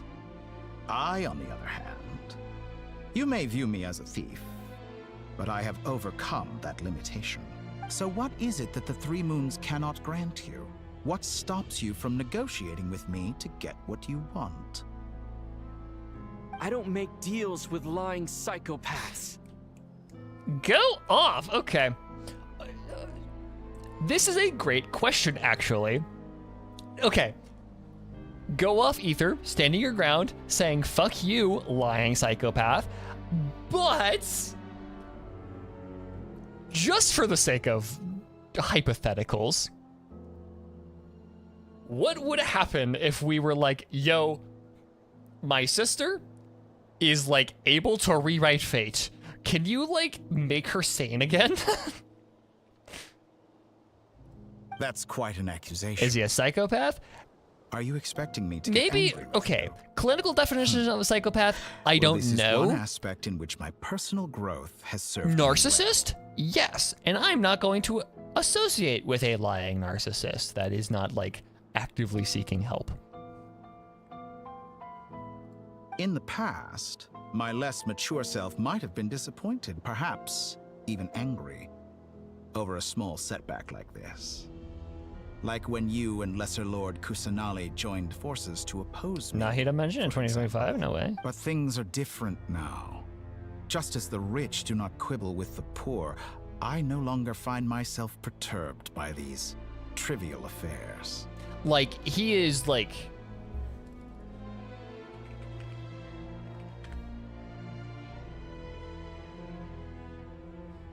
I want to make sure I'm actually getting the definition of narcissism correct.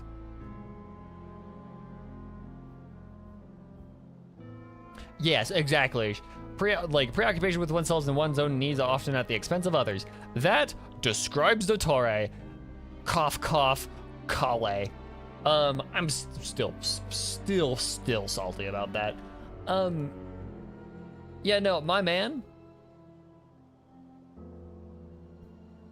Human relationships end with conflicts of emotions and interests.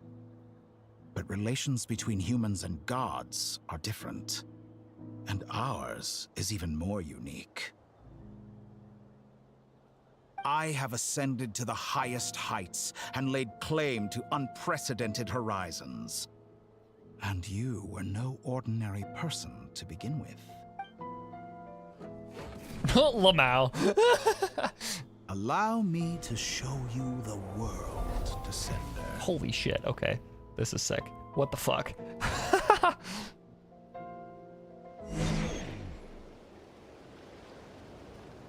What the fuck? Where our space and time intersect. Okay. To stand, walk, jump, sit, and lie down. These are the most common of behaviors. Have you ever wondered why we were born following such laws? Who stipulated that we could not fly instead of walk? Teyvat has its own laws. Are we about to get the explanation of what that fucking has meant this whole last time?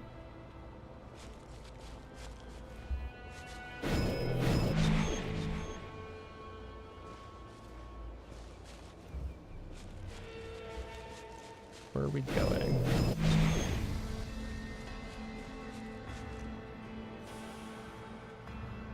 Someone of your talent and experience must surely know of the 4 great rulers who serve the heavenly principles. They govern life, death, time, and space. Yes, we are aware of them. Is Ether aware of them, technically? One wounded by a blade will die from blood loss or infection, and one who falls into a lake will drown in agony. The elderly wallow in solitude, and the solitary age faster. Eventually, new life is born, only to embark on the same path of suffering. He met Renova. We know about the heart of Nibirius. So he probably has pieced it together, if side quests are not, like, completely canon. These 4 divisions anchor the world and shackle those who live in it. But they themselves transcend its boundaries, squandering the power bestowed by the heavens. All who live yearn for equality, but unless the gods prostrate themselves and profess that they are mere servants of the living, equality can never exist. Who makes the rules we must live by? Who has the right to restrict us? The limits of the body can be rejected. Oh, that's sick, actually.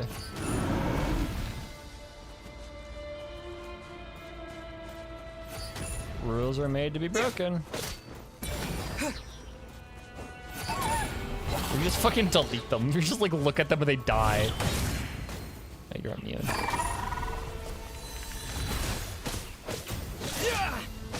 How does it feel to be among those with absolute power? You cannot conceive the extent to which your flesh hinders your mind and spirit.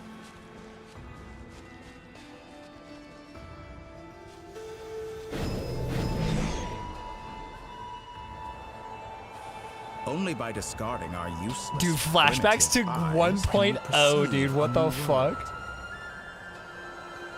How narrow-minded we all were in the past. Why should the final answer of the world not be the power that predates those of life, death, time, and space? The power of the Trilune. Through it, I have glimpsed new experimental possibilities. Nature suppressed, authority exiled, souls controlled.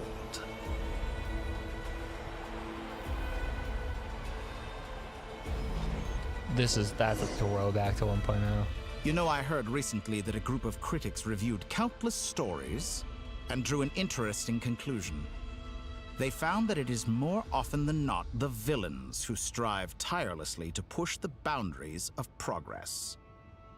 In fact, long before this, someone voiced a similar idea in an academia editorial.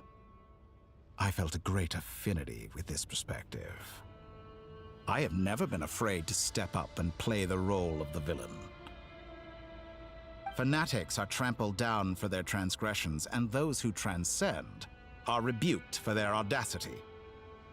And so, the majority of creatures are too timid to follow my lead.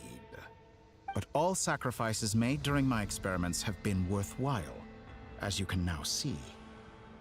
I can offer you something new, something unique, precisely because I am a villain. At least he's self-aware? Think about it. We are eternally bound through mutual interest. Can you truly say you would never turn to malice if it could give you the life you dream of? After all, what value do perfection and purity really have? They are fragile and feeble things, utterly tedious. It's like I have a moral compass or something. Like, do you not know what morality is, dude? I say, better to be governed by a flawed humanity than a gnosis. The true seeker of knowledge is the villain who undergoes countless tribulations in pursuit of their goal. I'm sure many people have told you that you're different. All I'm saying is those tribulations should not involve taking advantage of in medically torturing a young girl. I'm just saying. Because I'm a descender? Exactly. Very clever. Like, I wouldn't call that a tribulation that's really worth anything. Just saying. But what does that got to do with you? I do not conceal my wicked deeds, my selfish desires, or my greed. A true researcher must act as I do if they are to understand and speak of the truth. And yet, a knowledge seeker like myself will inevitably grow tired of studying Teyvat beyond a point. You have traveled to all corners of the world and met many people. Along the way, there have been moments when you were misunderstood or even became a wanted criminal. And all the while, you have spent your days doing some of the most mundane jobs in the world. Because he likes other people and he doesn't think of himself as better than anybody because he isn't. You fight and toil, claim minuscule rewards from my friend Pantalone, then you fight some more, winning some battles and losing others as your search goes on. And this cycle continues with no end in sight. Oh, okay. So he knows shit. Oh, that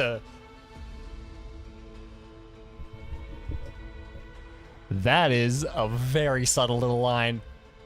Oh, that's a subtle little drop. Your search goes on. He knows. Surely you must sometimes grow weary of being stuck in this same loop day after day. It gives me purpose. We're completely different. I embrace everything that life throws at me. I am engaged in every step of my journey. I like how Dottore is up like, oh, he's pretty much facing, like, the people that have been playing this game for 5 years is like, aren't you tired of this? How does that make us different? I too embrace what life brings, researching everything that interests me. But without regards for others. Think of all the novel things I've managed to create. Like the artificial moon marrow. Don't you see? As unique a specimen as she was, that's pretty much what he's saying, is don't you want to go apeshit? Take that back. She's gone because of your actions. I didn't say that to anger you. Though admittedly, I don't see what there is to be angry about. Anything Columbina could do for you, I can do better. I like how everything he says in, like, this is intentional, but I know that everything he says in this entire cutscene can be responded to with "that's not the point."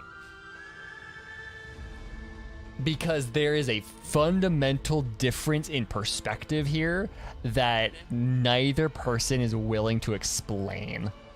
Or Dottore is probably willingly ignorant of it. But like every part, like the fact that, oh, Columbina could do something for us, but Dottore could do it better, maybe that's true. That's not the fucking point, because morals. I know This what is your so ultimate cool. goal is. You wish to walk the path your sister walked and seek answers from her at the end of that journey, don't you? Here we go. Here we go. Someone like you could never understand what it feels like to care about another person the way I care about her. We're just talking past each other. Perhaps not. But that doesn't mean I can't help. I could find your sister right now, bring her before you, and make her give you the answers you seek. Don't be so presumptuous. You'll never begin to understand the situation between us. Oh, no. This is no presumption. I'm only offering what I know is possible with the power of the Trilune. But it seems like you would sooner continue with your journey through this world. Why? Because that's the point. Do you truly desire this journey? Or is it simply a necessary process from which you cannot escape? Think of all the time and energy you have spent, everything you've had to endure just to make it this far. Is this really what you want? Or has your hand been forced by the promise of that final answer? Something, something. The meaning of the journey is the journey itself. Yes, you have made many friends. But do they ever spare a thought for the void in your heart and what it yearns for? Something, something, the friends we made along the way. You throw in the plastic trailblaze. It kind of is. I'll be straight up. What you want is not friends. It is family. But do they know this? I, on the other hand, am far more considerate. Join my experiment, and in return, I will bring your meaningless journey and all its struggles to an end. And why should I trust you? Is the big question. Because there's nothing, literally nothing stopping you from using me and then ditching me on the side of a fucking building. This is a malicious attempt to manipulate me. But at the same time, he's stating some very human truths. Of course he's right about my predicament. How can I deny it? I have faced ungrateful strangers, never-ending troubles, an endless quest for answers. I want to see her. After everything I've been through, words can't describe how much I miss her. How much I want to be reunited with her. Wherever you are right now. Do you miss me too? That's a cool little that's a cool little illustration. Sea of Flowers ass. Aw. All right, everyone. Our next mission is clear. That's adorable. We need to contact all the major organizations, explain the situation. The residents of Notcry are quite dispersed.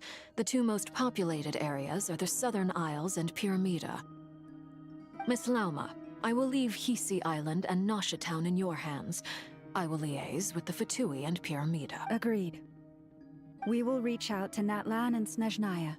Anyone found north of the Experimental Design Bureau should follow the Fatui to Snezhnaya. As for those dwelling south of that line, I will ask the Voynich Guild to help persuade them to leave. Then I, Mr. Varka, and the Frostmoon Scions will escort them to Natlan. The Voynich Guild has dealings with the Curatorium of Secrets. I will send them a letter vouching for your Fucking credibility. of course they do. Like, Yehoda, you should help Lauma. This is too big of a task for one person. My wish has come true. You're willingly lending me your most capable employee for the day. You have willingly given me custody of our daughter. Well, good for you if all this only takes a day. Of course, if it takes any longer, I'll be charging a fee. Charging a fee to see her fucking daughter? Dude, that's cruel.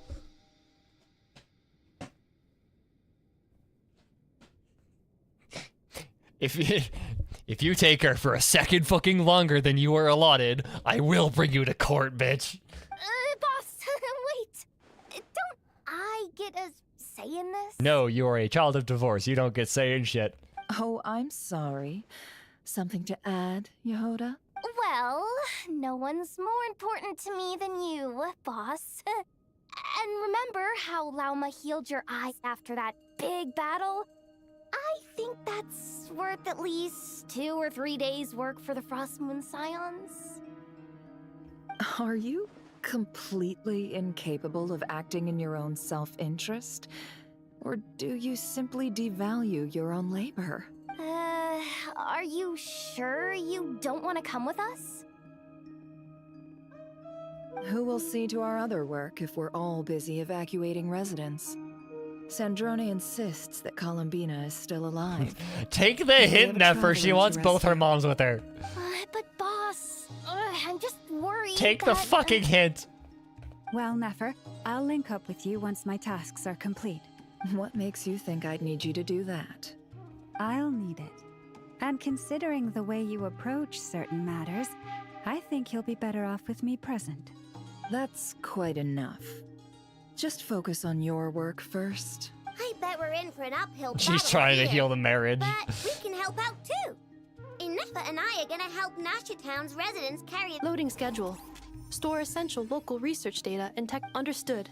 I will execute this to the best of my abilities. Great stuff. Thank you, ladies. I've contacted the Lightkeepers. A colleague of mine will join us shortly. I will persuade them to conduct a thorough search of the region. I wonder who that must be. No civilians get left behind. As for me, I guess Why are I'll be you making here? an early Since return when to the fuck are Scenario. you here? I think it's important that someone informs the Dendro Archon of what's going on in Notcry. Oh, that's a good point. Roger that. Someone should The inform 4-star, yeah, it Mondstadt, is. too.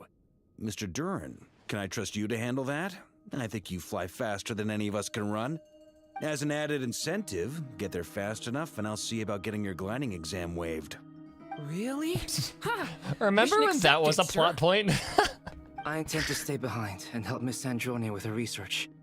She has some alchemy-related questions that she'd like me to explore. Ooh. Oh. Albedo's getting picked up by like a university. She recognizes your expertise then. I wish you a fruitful collaboration. That is a very, very big thing. Thank you.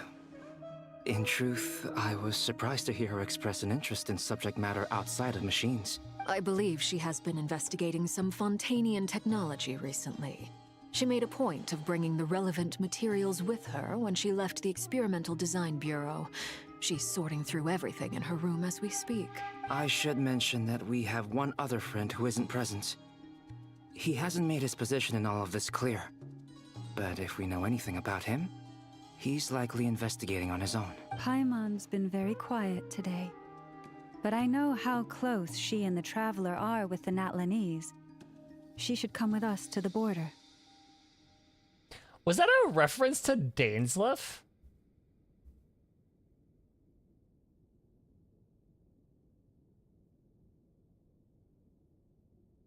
Wild. Sandrone and Albedo fluff went. Ooh, that would be cute. I thought it was Hat Guy. Oh yeah, no, it's Hat Guy. It would be Hat Guy. Okay. Paimon will do her best.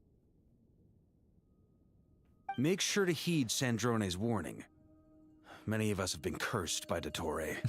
As such, under no circumstances Albedo. should anyone cross national borders. I love the idea of Remain Albedo within being Notcry. here are what your feelings are. You are gay for her. Deal with it. This is how you approach it. Like, Albedo being the wingman is hilarious. That aside, personally, I have faith in Columbina. Things look grim, sure, but who knows how it'll play out. Same goes for rescuing the Traveler. Both of them are important allies and friends. We'll be counting on you to gather intel on them, Miss Nefer. Oh, wonderful. You're all here. Girl boss is here to save the day. Let's go. That voice again. Is Alice here too? Nicole?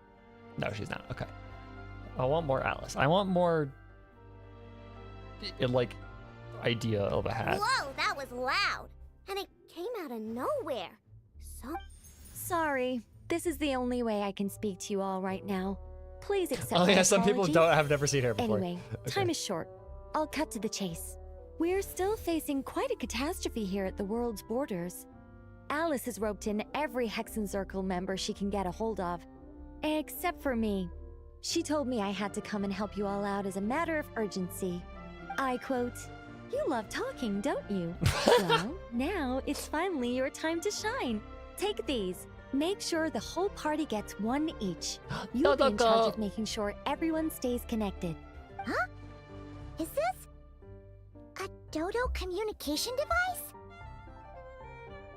Lip sync people on Vegas. Well, she's talking to us telepathically. She doesn't physically talk, so that's why she doesn't have any lip sync. It's because she's not actually talking. Scanning. Unknown device. Analyzing. Unknown device. Conclusion. Cute. Thanks, Anefa. Very valuable insight there. Affirmative. It is cute and good. I believe that I quite like it. Thank you, Anefa. I was expecting something like useful there. No.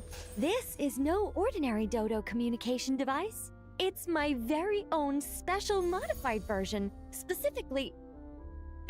sorry. I almost went off on another tangent there. Anyway, help yourselves. Okay. That is good filter. That is useful filter. I, as a lore nerd, do not care about the inner workings of a Dodo communication device and why it's special. But you do not use that filter when you are about to yap about the fucking foundational truths of the world. Come on, Nicole. Know your audience. It will allow us to communicate over long distances within Nodcry. No more worrying about shuttling messages back and forth. What astounding technology. Am I right in assuming that it relies on your personal abilities to function, Miss Nicole? Yes, exactly. Right on cue, Albedo.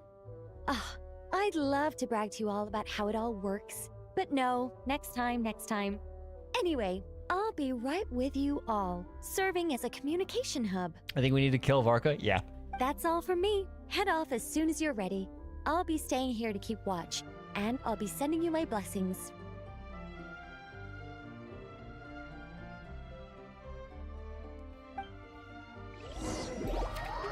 Okay. Right here, I think, is where we're gonna stop.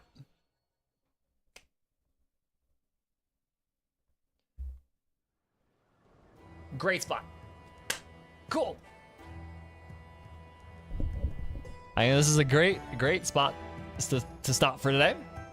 We will continue with this on Sunday.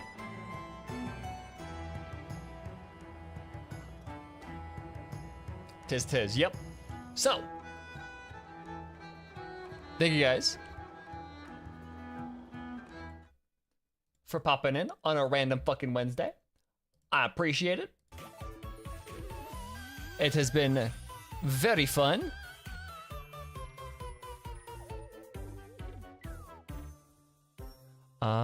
Yeah. We will continue this on Sunday as usual. And yeah. So thank you guys so much for tuning in. This was fun, and I'll see you guys on Sunday. So, bye-bye, y'all.